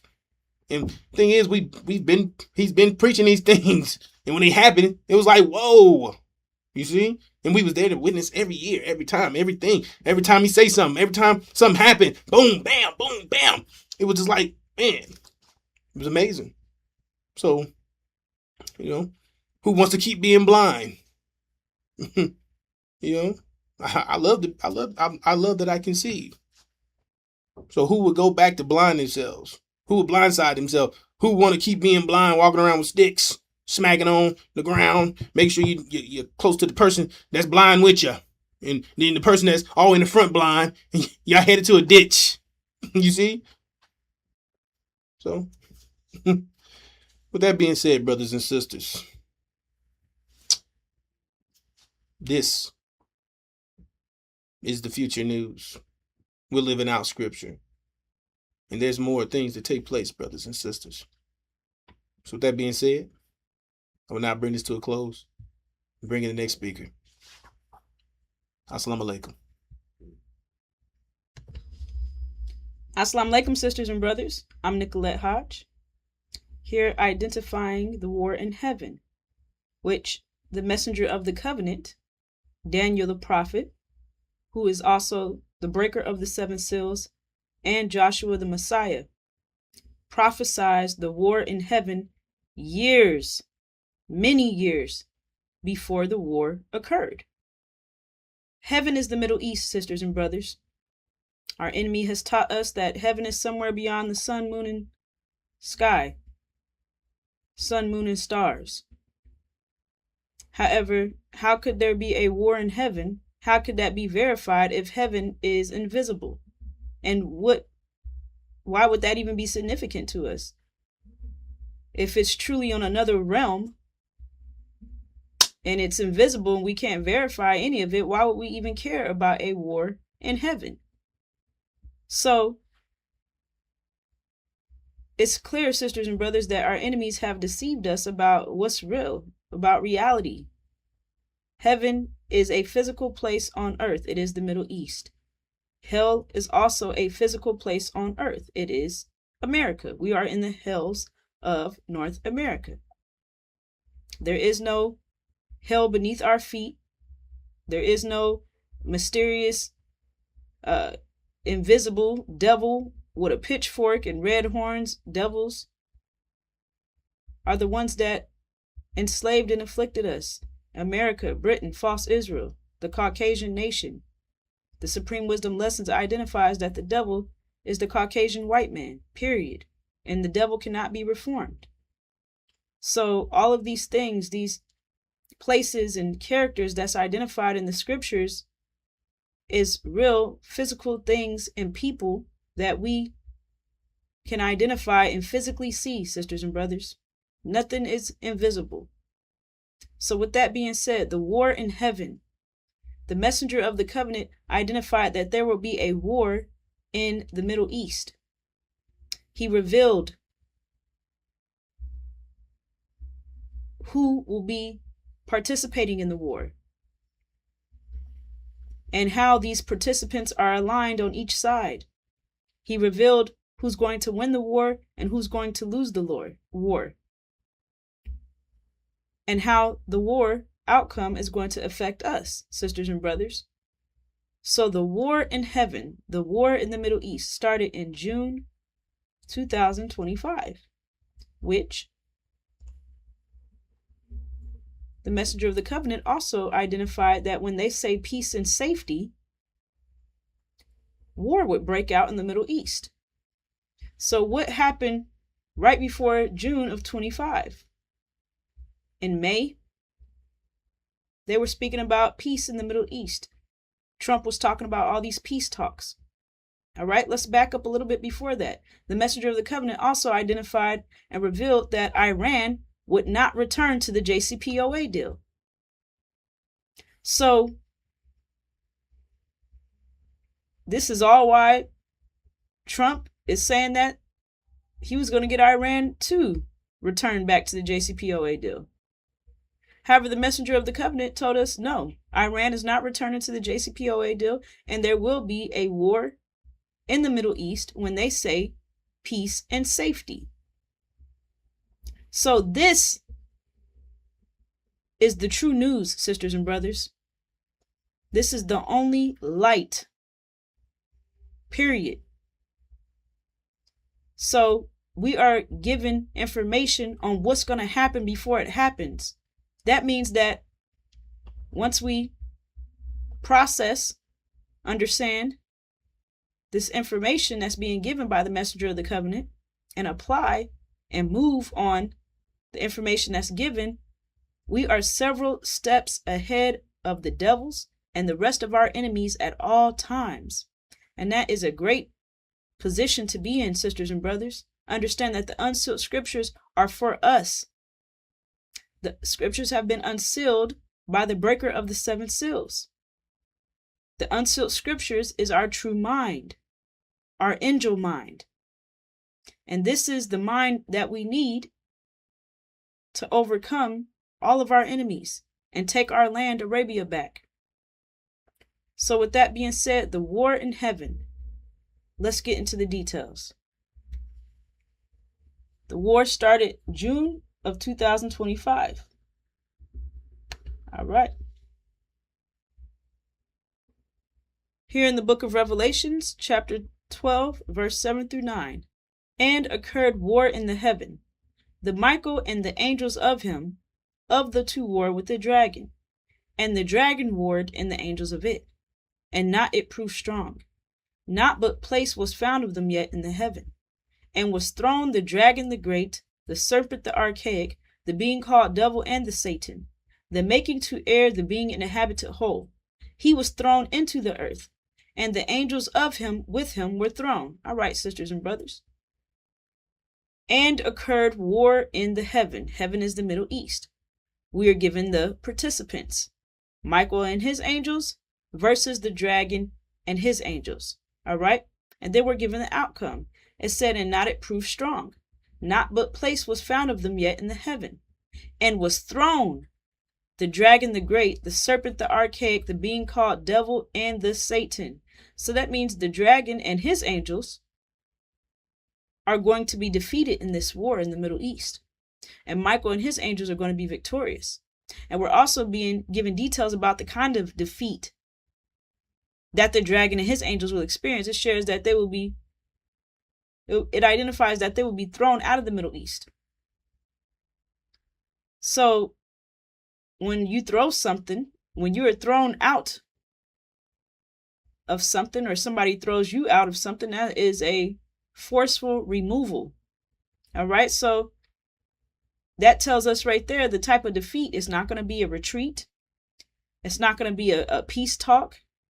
This war is not going to end in America surrendering. This war is going to end in a forceful removal of the dragon and his angels from the Middle East. So let's get into the details of who these different characters are. All right. Michael and his angels. Michael is our God, Master Farad Muhammad. His angels is Iran and Syria. All right. Those Iran and Syria is our Shia brothers. All right. Master Farad Muhammad, he's our brother. He's also our God. All right. They have white skin. However, they have original blood running through their veins. So Michael and his angels are fighting on our behalf. Why do I say that? Our home, Arabia, is in the Middle East. Arabia is being occupied by the House of Saud. So let's identify the dragon and his angels since we're on there. The dragon is the House of Saud. All right. His angels are America, Britain, and false Israel. The House of Saud is sitting on our land, Arabia, pretending that it's theirs. Using our oil to fuel, that's what the dragon does. He fuels his angels. So the House of Saud is fueling America, Britain, and false Israel with oil from our land. So we identified earlier the Abrahamic covenant. And the Abrahamic covenant says that unto thy seed have I given this land, from the river of Egypt unto the great river, the river Euphrates. That land is Arabia, our promised land. However, right now, there's an imposter sitting on our land, the House of Saud, pretending that our land belongs to them. So this war identifies, well, the messenger of the covenant has revealed that Michael and his angels are going to win the war. They will be the victorious ones. and the dragon and his angels will lose the war. So we're witnessing the process of us getting back in control of our land.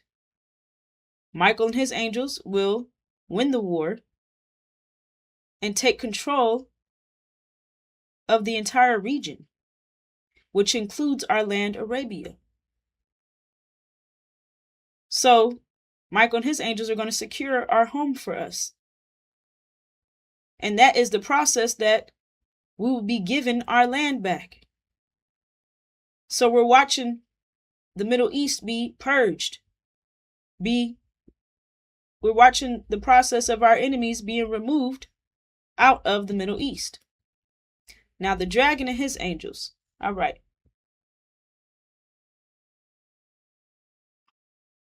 The dragon fills America, Britain, and false Israel.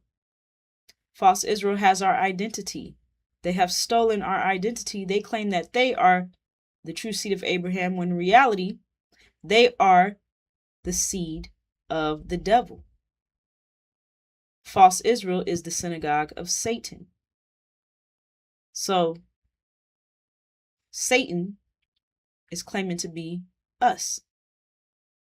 America and Britain established false Israel over in the Holy Land, Jerusalem, in 1948. This is the same time that Elijah Muhammad was on the scene declaring that the original black man and woman right here in North America are the true seed of Abraham. America and Britain could not have us walking around knowing that we have a reward, that we have an inheritance, that we have our own land. So they countered Elijah Muhammad's claim by establishing false Israel over in the Holy Land in 1948. That was to counter Elijah Muhammad's claim.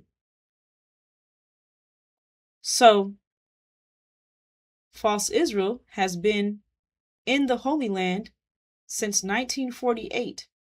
They're not supposed to be there. And they're claiming to be someone that they're not. All right, so they are an abomination, and they're causing destruction of those that are currently inhabiting the land, Palestine. So they're abominably destroying the Palestinians. However, scriptures identifies that false Israel will be destroyed. And that's exactly what's going to happen during this war in the Middle East.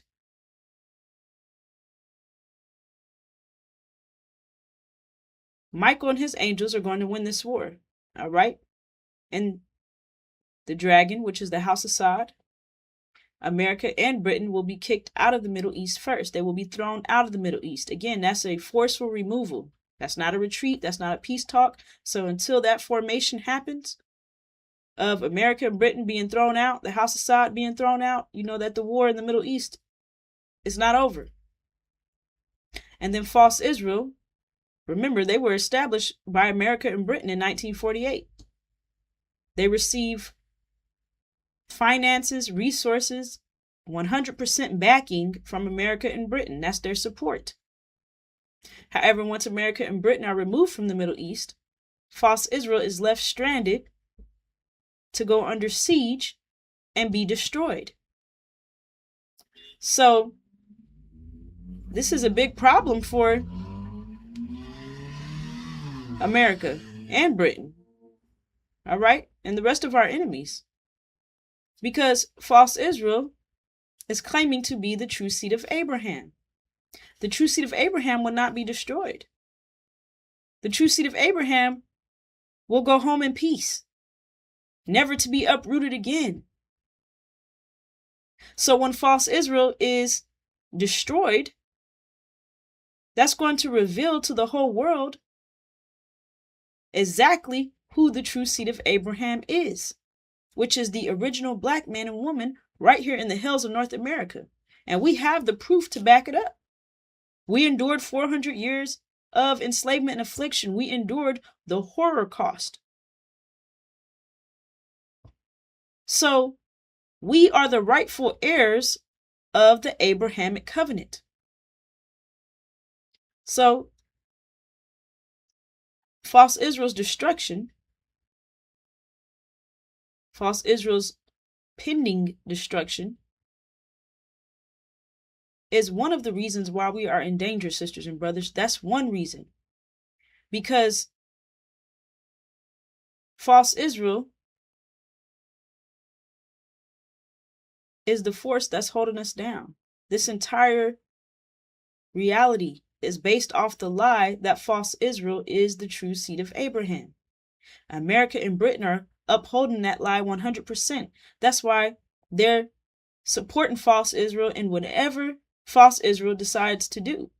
Even if America and Britain don't necessarily like what Netanyahu's doing, they know that they got to support false Israel 100% to prevent us from identifying who we are, sisters and brothers. So, once America and Britain are removed, false Israel doesn't have that support anymore. So let's keep moving, sisters and brothers. I'm going to take a quick pause on that part, and then we're going to identify another reason why we are in danger due to America getting kicked out the Middle East. So let's get into that. All right. This entire economy depends on oil to function. All right. Oil is the lifeblood of this economy. They need oil to do everything. They need oil for all their transportation. They need oil for electricity. They need oil for water, for clean water. They need oil to produce food. They need oil to harvest food. They need oil to get that food into the grocery stores. Without oil, that is an economic collapse overnight. And America is dependent upon that oil pipeline that America is receiving from the Middle East, which the dragon, the House Assad, is guaranteeing that oil to America. That's why the House Assad was placed in our land to begin with, to guarantee a free-flowing oil system to America. So, when Master Farad Muhammad, Iran and Syria win the war, they're going to take control of the oil. They're going to take control of our holy sites. They're going to take control of our land and the entire region. America will not be receiving any more oil from the Middle East, period. And that's going to cause an economic collapse overnight. America's lights will be shut off permanently. So, what does that mean for us, sisters and brothers? That's another element of danger that we're in. Because economic collapse means that famine is the result of that. No oil means no food. However,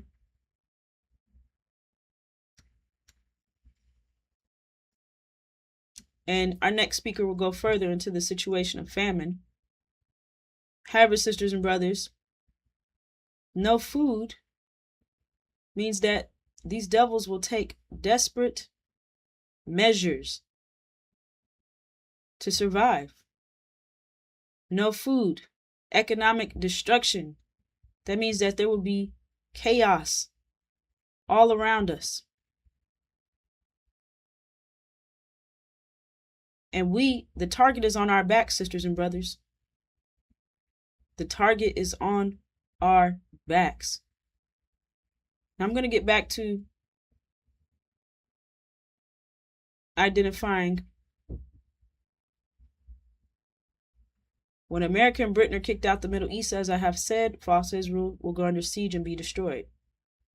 However, false Israel, before false Israel is destroyed, and when it is clear to America that false Israel is not going to make it, because remember, they're saying that Jesus is going to come back and save them at the last minute. However, these are the very ones, false Israel also says that Jesus is in hell burning in his own shit. This is on top of the fact that the name Jesus is a made-up word that never existed in the original manuscripts.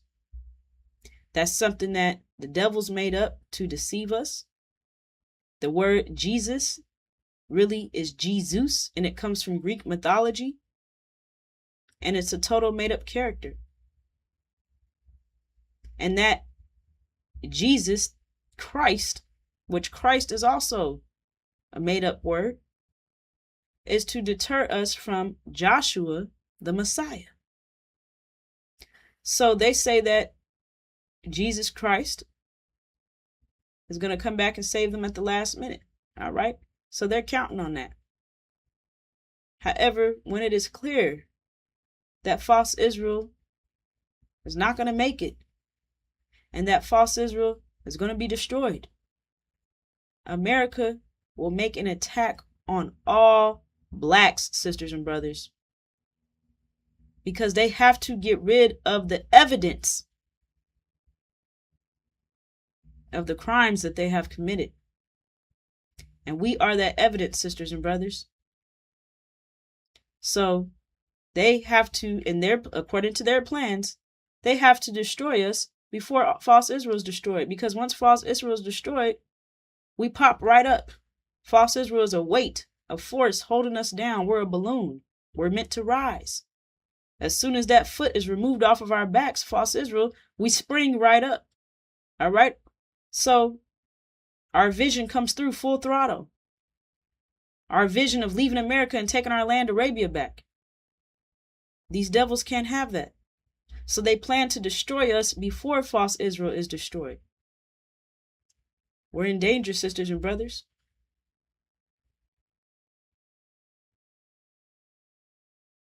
We have not seen, understand that we are stepping into a time of unprecedented trouble.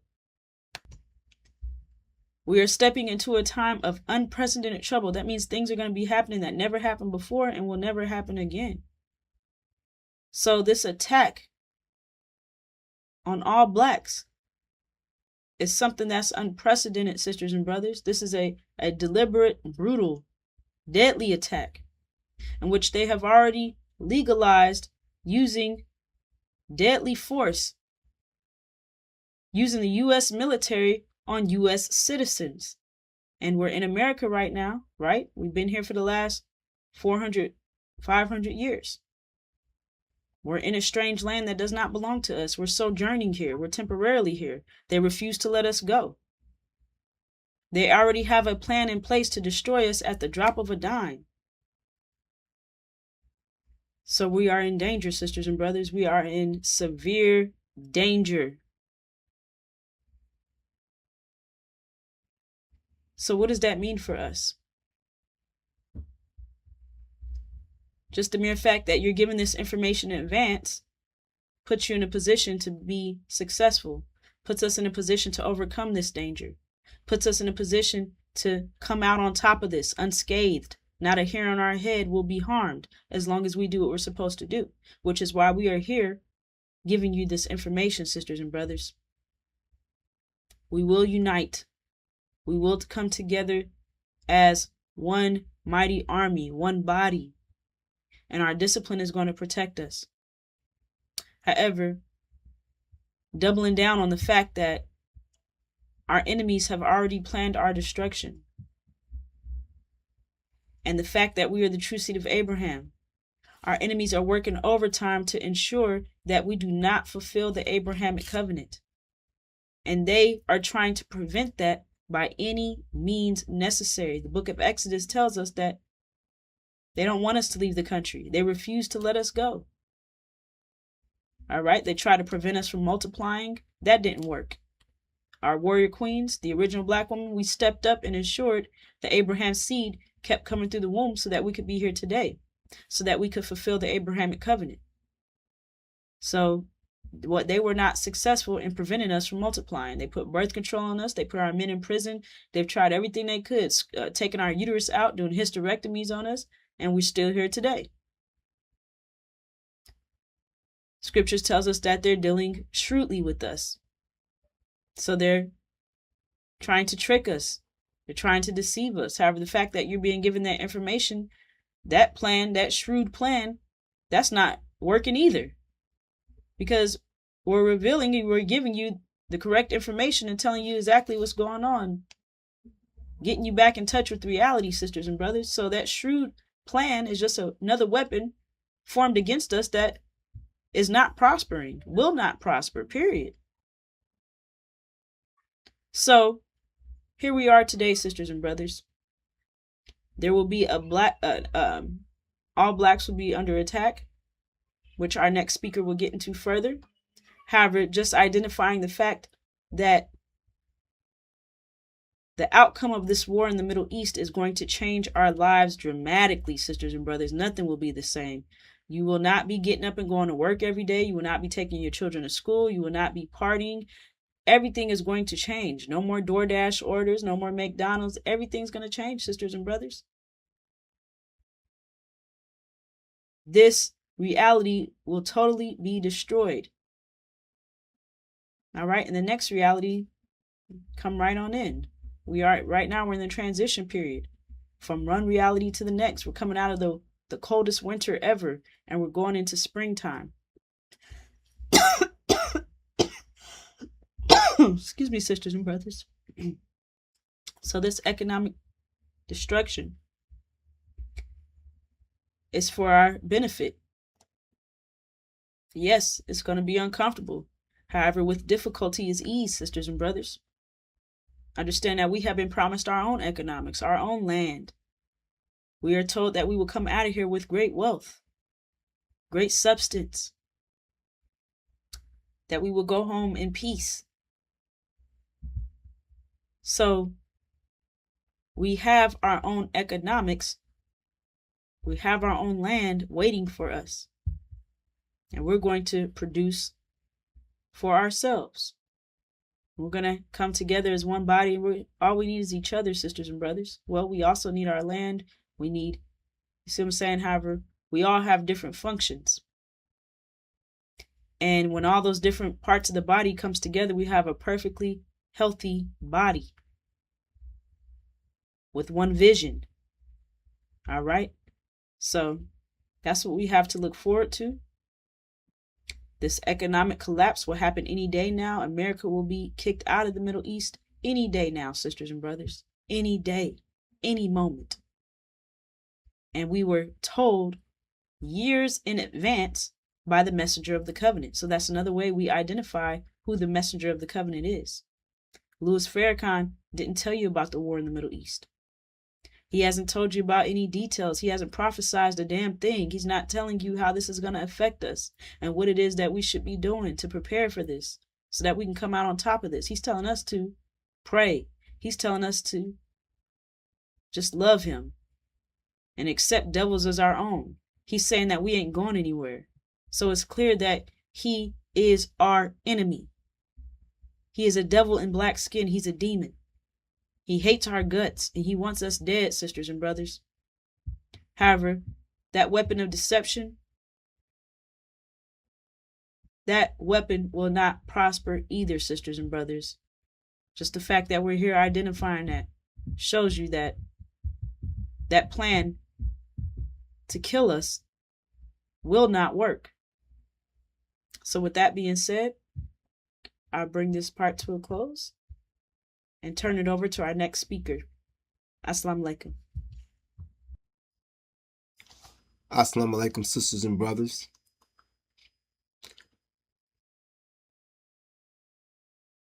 The attack on all blacks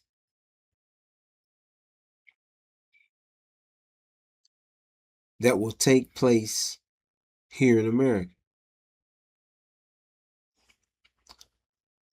Sisters and brothers, the unsealed scriptures share with us that America is going to attack all blacks.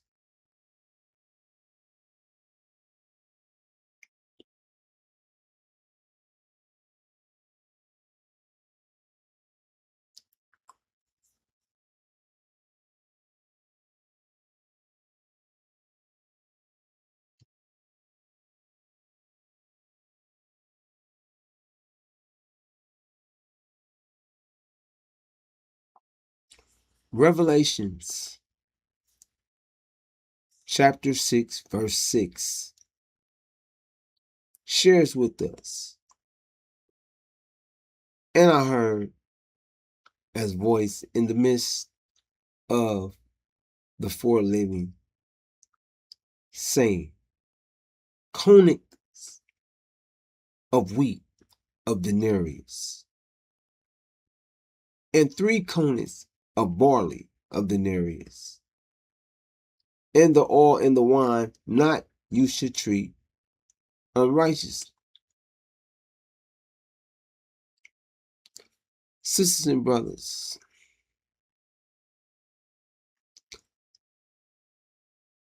a conics is a daily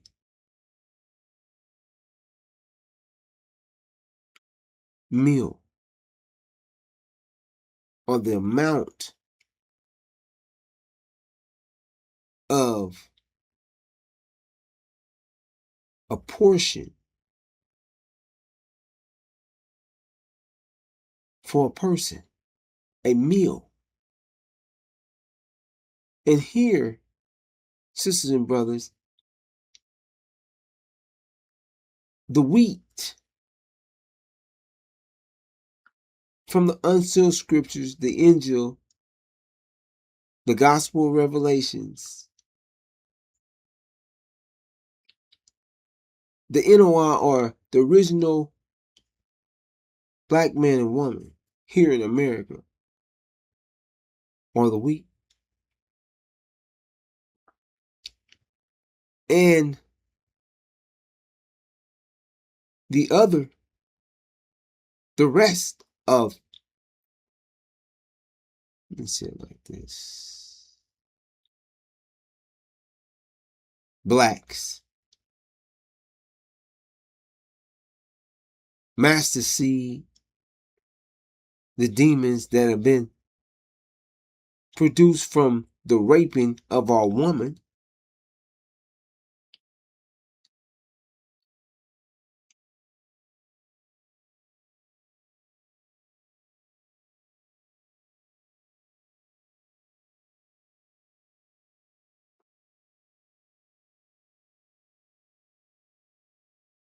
and as well,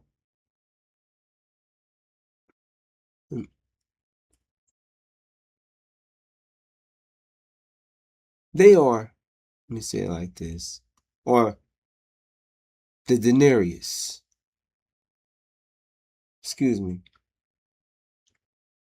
the barley. They look like the wheat. Wheat and barley tends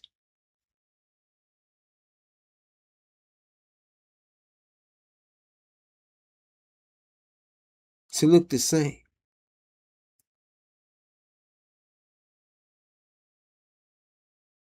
Sesame chaff.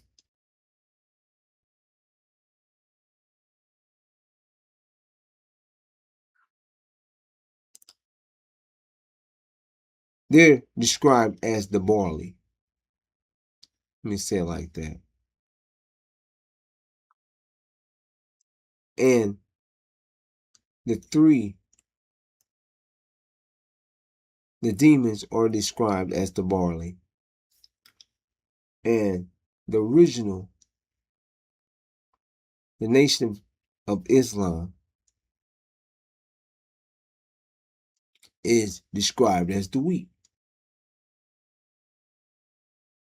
So in this, the unsealed scriptures is sharing with us that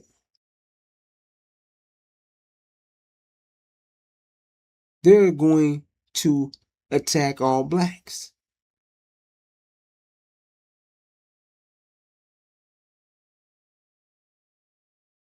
And sisters and brothers, we are seen as less than human. They see us as animals. And by them seeing us as animals, viewing us as animals less than a human here in America. By them qualifying that we're 3/5 of a human. We're animals, we're pets to them.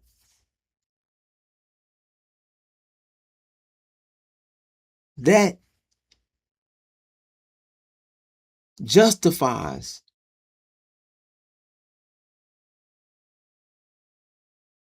America or the Caucasian white man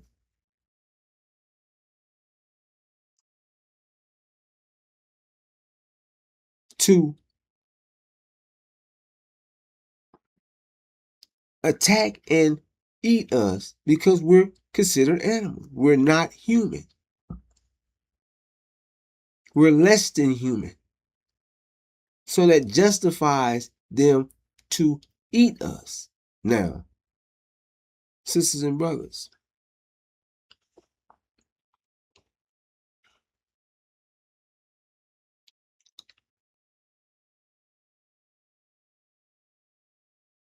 some may say,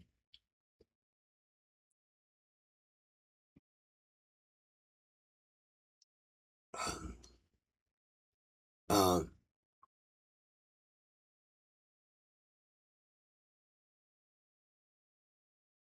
they're not going to eat us. However, they've already. This is something that is ongoing. They already see us and have as animals and has already eating us and are going to eat us because it's shared in the scripture.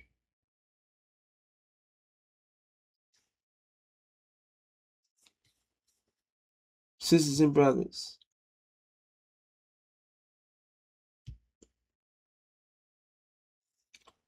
Micah 3:1, chapter 3, verse 1 through 3 said,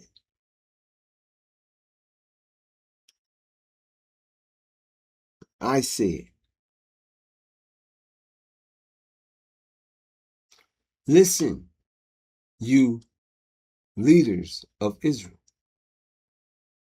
You are supposed to know right from wrong. But you are the very ones who hate good and love evil. You skin my people alive. We are God's chosen people. We are the people that are in this strange land of our affliction, where we're being afflicted by this Caucasian white man and those that call themselves Jews.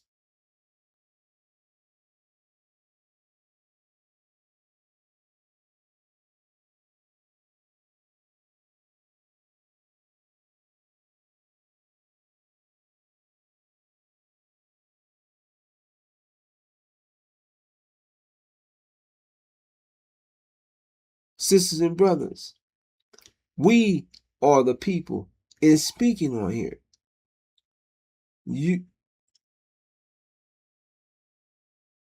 You skin my people alive and tear the flesh from their bones.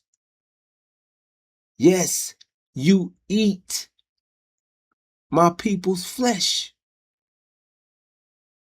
Strip off their skin and break their bones.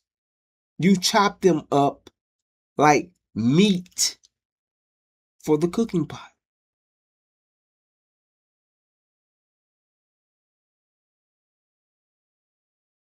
This is speaking and sharing with us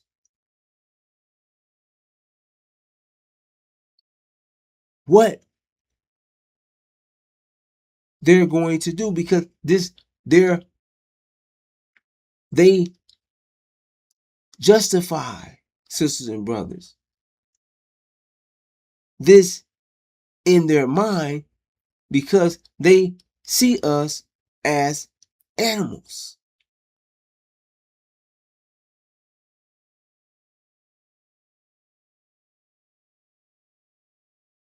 And the situation, sisters and brothers, that this war is going to produce, this time of unprecedented trouble that this war is going to bring us into,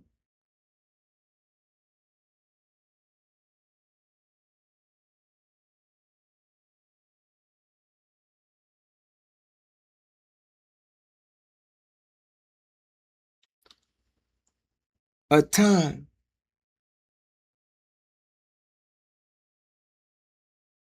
when there's an economic collapse, sisters and brothers, an economic collapse,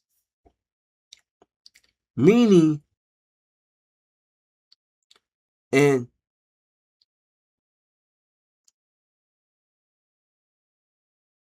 that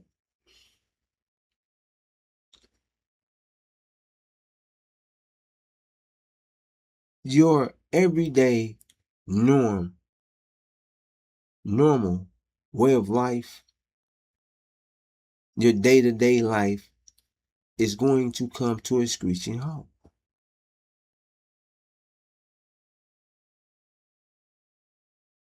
Sisters and brothers, you have to understand what this economic collapse, the seriousness of it, how it's going to affect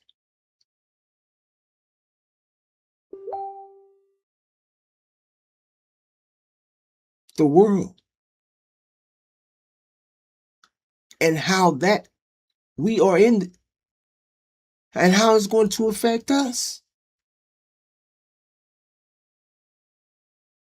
No lights, no running water, no gas,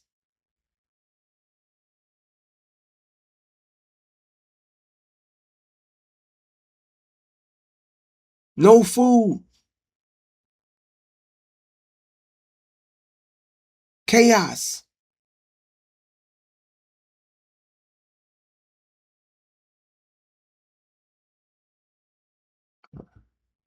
panic.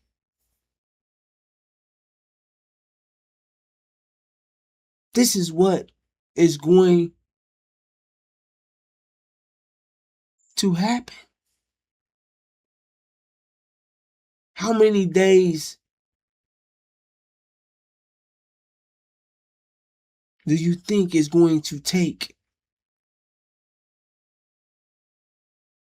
with not having food?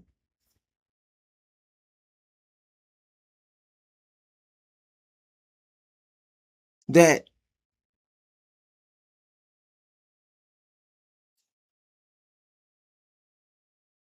panic, chaos, and destruction is going to be all around. You see people preparing for this outcome. Sisters and brothers, no one is sharing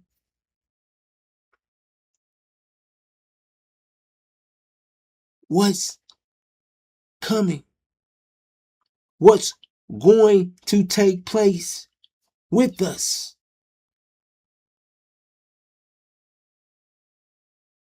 no one other than the messenger of the covenant, the breaker of the 7 seals.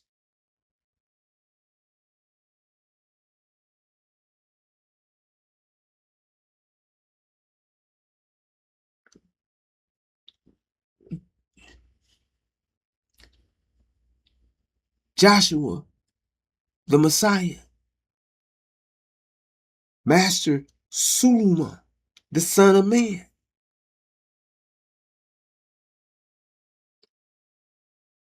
Giving us a detailed message through the unsealed scriptures of the Bible of what is coming. Sisters and brothers, you're witnessing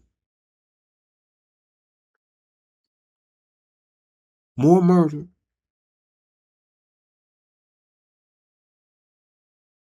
out in the opening, of blacks, hangings, finding young blacks decapitated, police murdering us all over the country.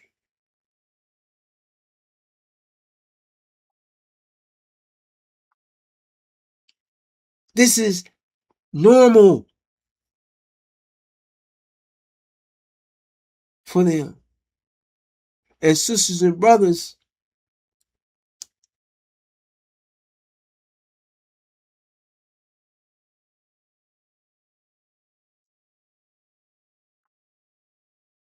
the only ones that are in denial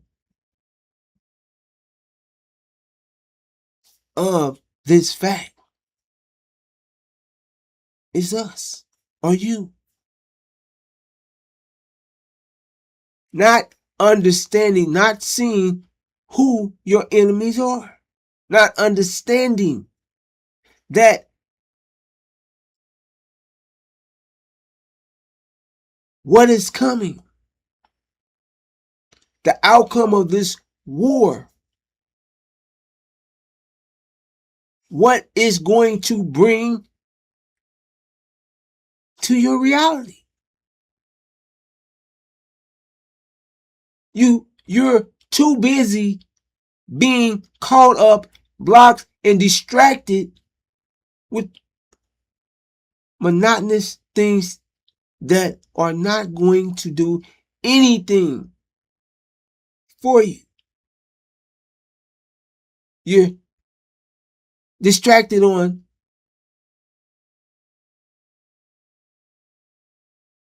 games. Who's getting drafted to this team? Who's going to this team? Who's being traded to this team? This game, that game.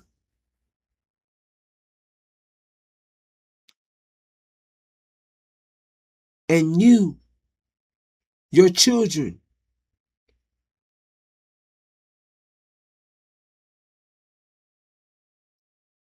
are going to be the game. The game that is being a game and eating, like food game.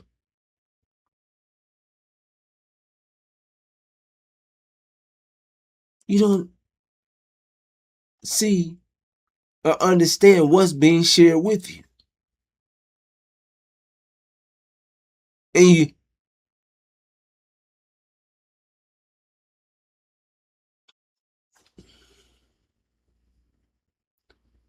you're in denial.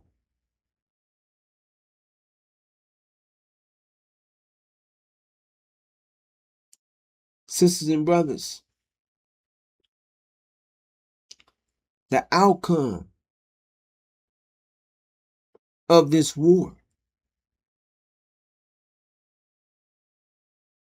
not just the economic collapse, who we are, how we're connected to this war, how what is taking place in the world is connected to us.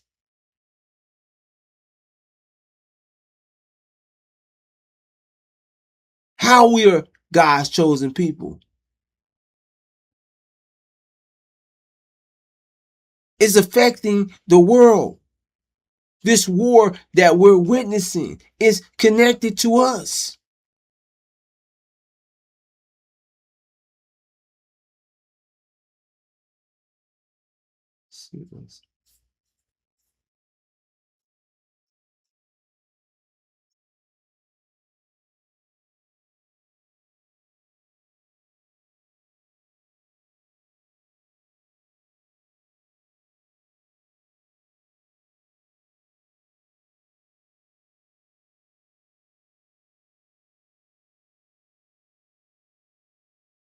Sisters and brothers,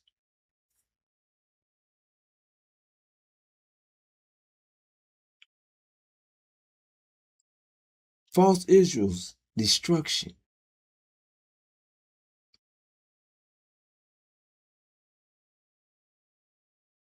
is going to clear the air of their religious eschatology. It's going to clear the air of who God's chosen people really are. It's going to make it crystal clear to the world that in no way false Israel was God's chosen people.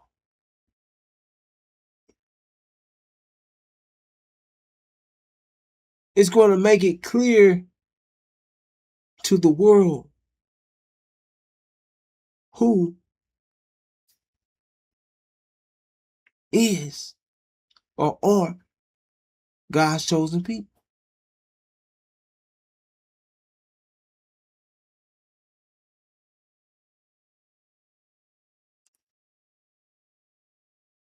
Sisters and brothers, we are the reason for the season. Our 400-year of being enslaved and afflicted in this strange land is up.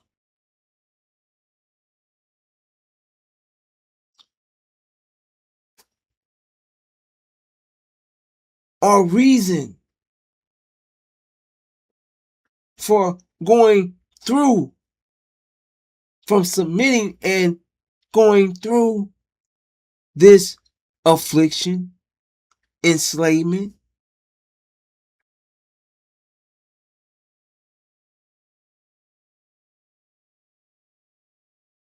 has been completed.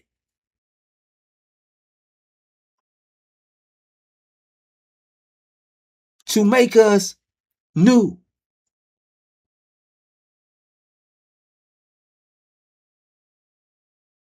A new people.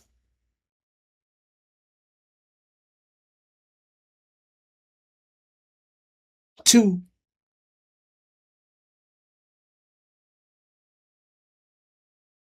change us, sisters and brothers,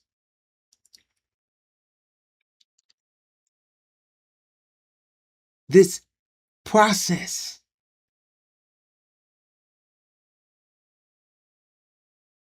of putting us through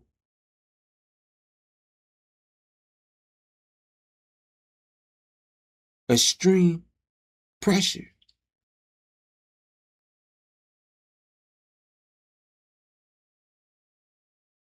Sisters and brothers, America knows that we're the true seed of Abraham. And when America is thrown out of the Middle East, out of heaven, that's when this attack is going to occur or happen. America, sisters and brothers, has to attack us before we come together. Before we know without a shadow of a doubt who we are.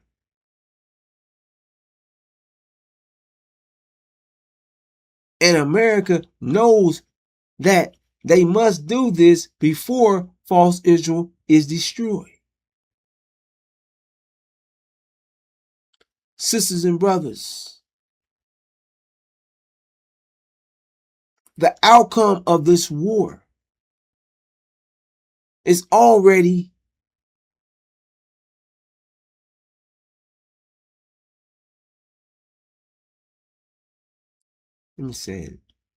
has been shared with you from the unsealed scriptures. And what's taking place in reality on the ground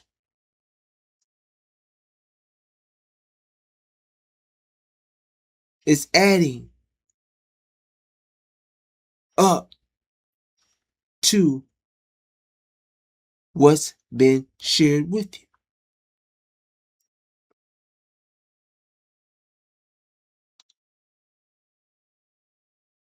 Sisters and brothers, America will not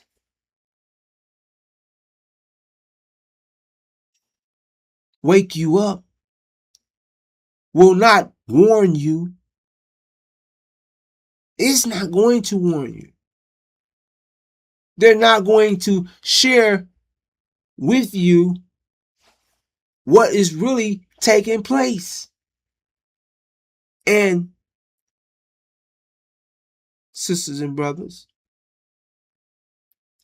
our people are so out of touch with reality and so out of touch with what's really occurring because we listen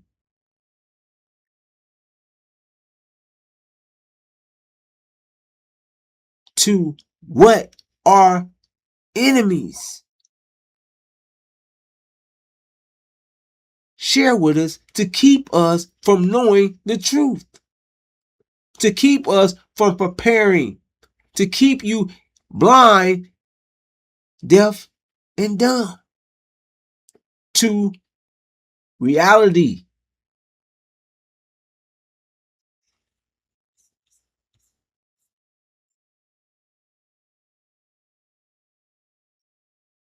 Excuse me, sisters and brothers. Excuse me, hold up.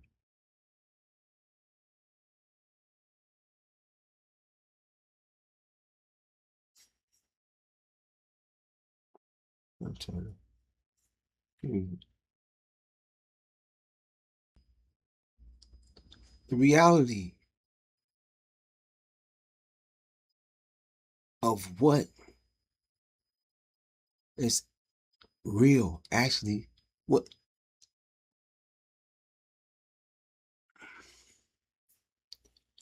is real, sisters and brothers. America system. It's a national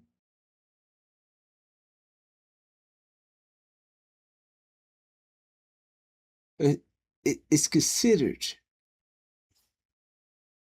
telling you what's taking place, telling you what's coming, what's going to happen, what to expect that will happen in the event of an economic collapse. Sharing with you just how close America is to this economic collapse. Not just America, the world.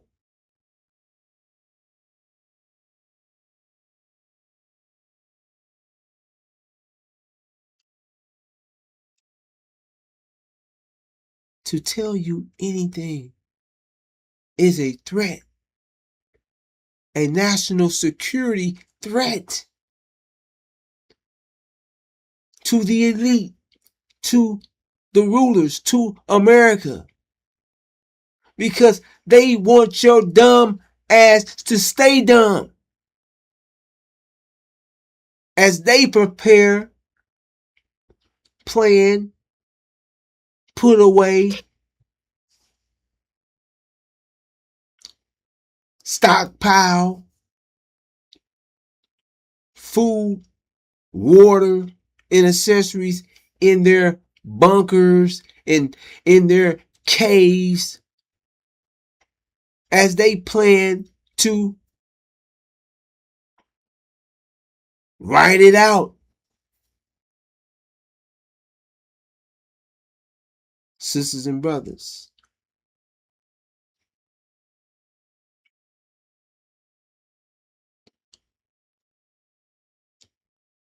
we are not planning. You're not understanding what their plan is.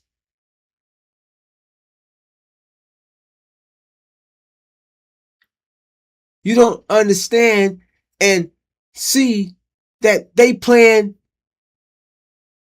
is to kill us all and go to war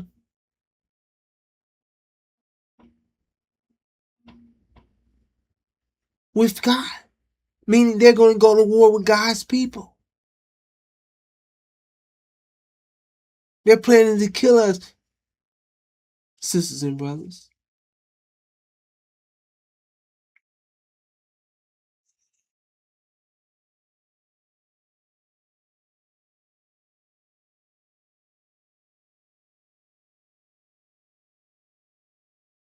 False Israel's destruction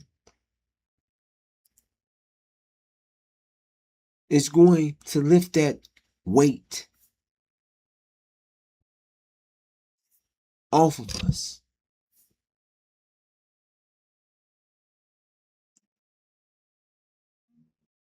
And we are going to know without a shadow of a doubt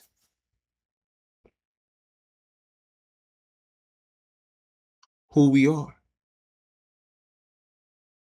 That we're God's chosen people.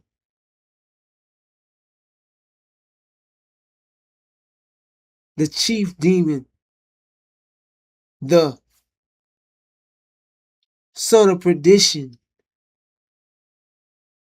Louis Farrakhan, who is sitting in the temple of God, blocking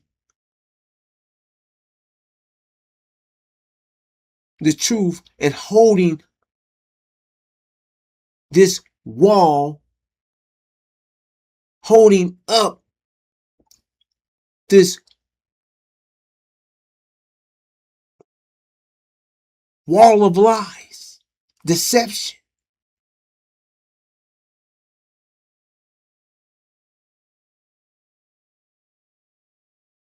Will also be removed, thrown out of the Nation of Islam.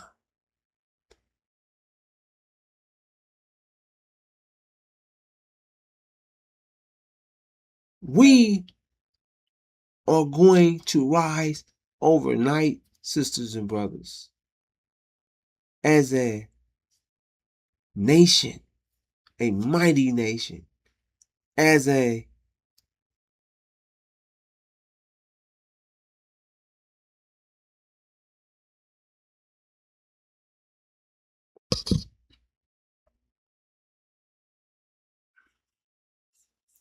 as an army,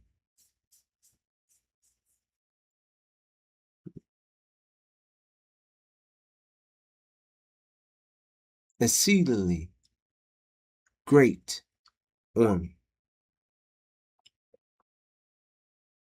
Overnight. In America, it's not going, they don't want to see that. They know who we are. They're planning to stop us from coming, from uniting, from coming together.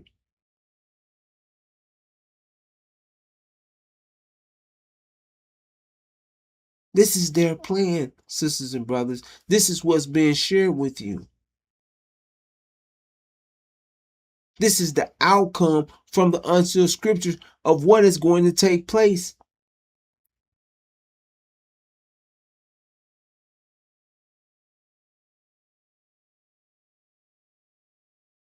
This is what the conditions of this world economic collapse is going to bring. Sisters and brothers,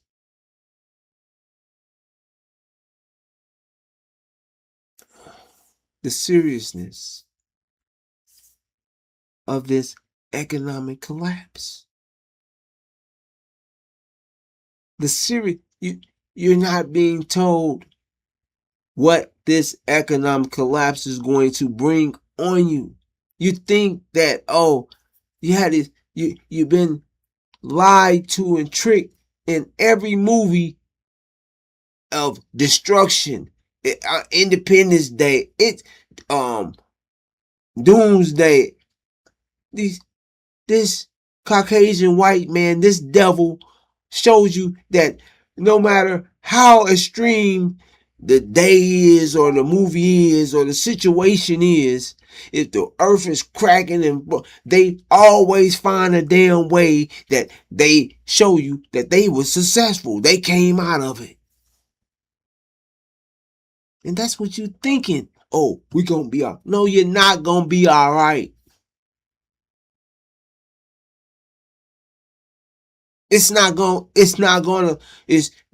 No. Do you understand when they show you the movie or what's the reality? What's going to happen in reality when there's no food? When they see you as food and you know damn well that you haven't stocked up on nothing. You don't have a plan. And your children, your family are going to be took for the pickings.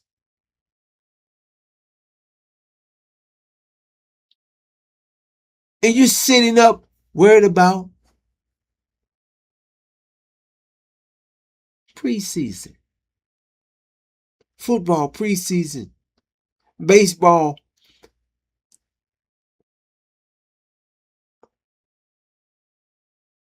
Waiting for basketball. Games. And games and more games.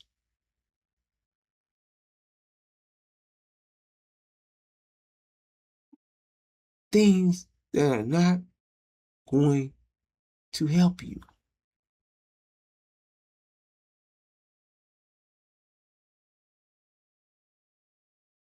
Sisters and brothers.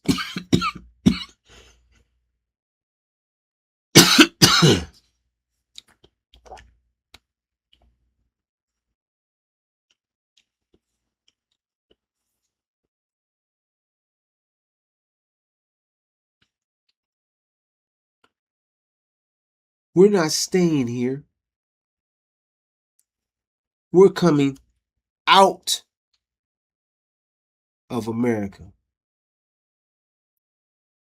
with great substance.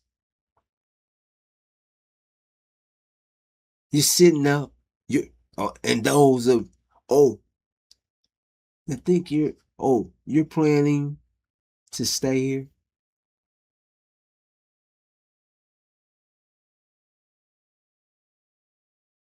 Oh, we got food. Oh, I'm planning to. Sisters and brothers,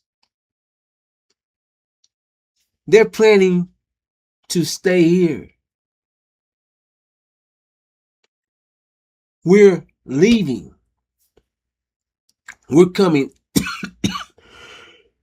excuse me, out of her. We're coming out of America. So,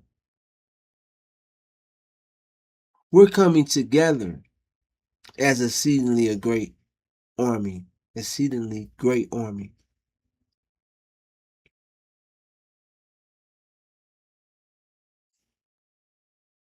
We're going to achieve Hajj.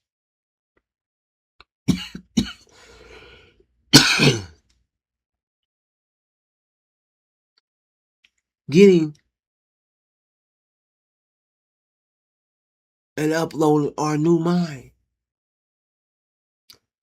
as we move through tribulations, this time of unprecedented trouble,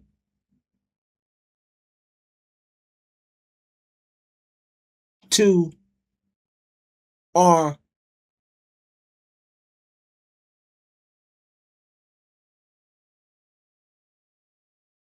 extraction point to leave America.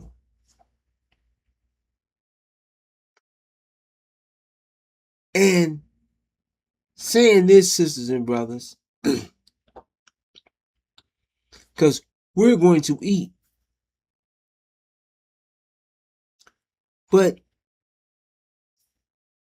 we're not going to, what they're doing in the caves and how they're, sisters and brothers, if you planning on staying here, planning on going down with this devil, with the, you're going down with.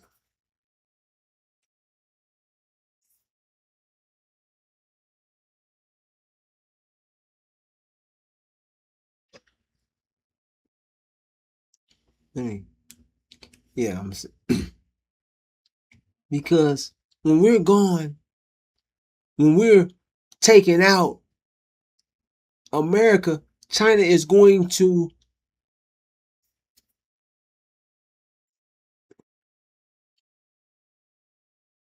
China and India is going to take America down, destroy it. Nuclear war will, America, this is where nuclear fallout is going to happen. Nuclear war right here in America. So they can do whatever they plan to hide, tuck, and for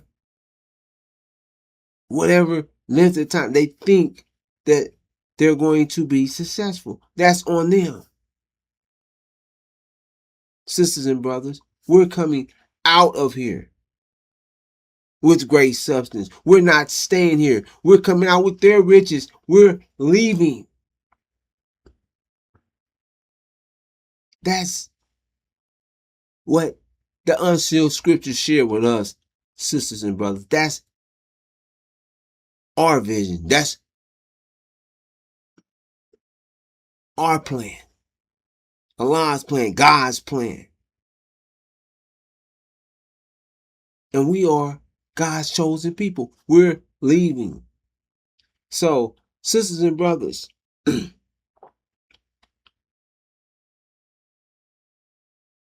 America plan is to kill us all. They want to rule And if they're not in control, then anyone must go. Sisters and brothers, this is the apocalypse. This is the war of wars. This is the fall of America, what we're witnessing. And this war in the Middle East, this war in heaven is going to cause. This is what this war is going to, it's pushing. This is what the war in heaven is going, the outcome of it is going to produce another war, war of wars, the war of Armageddon, demon war, several wars.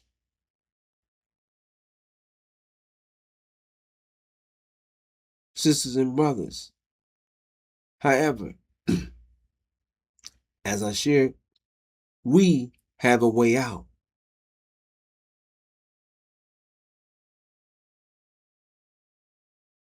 And that way out is,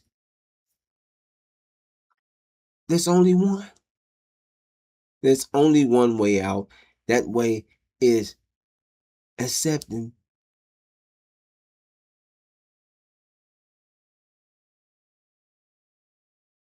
the truth, the angel, the gospel revelations. Accepting the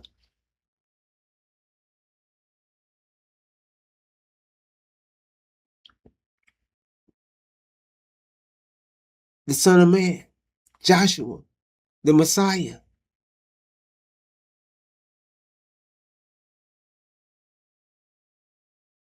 However, sisters and brothers, the truth, the angel, the gospel of revelations, the unsealed scriptures,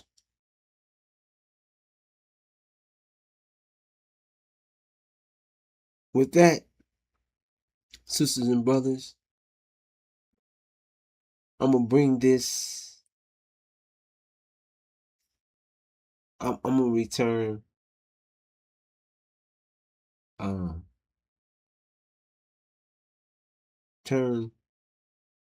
return the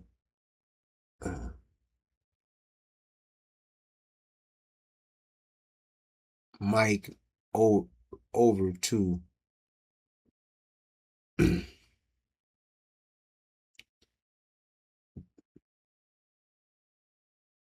the sister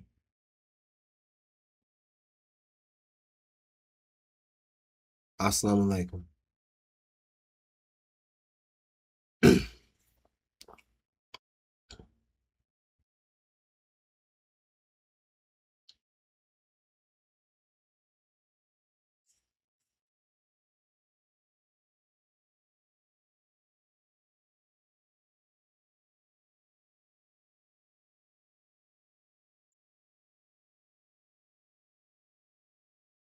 I'm going to bring this to a close, sisters and brothers here.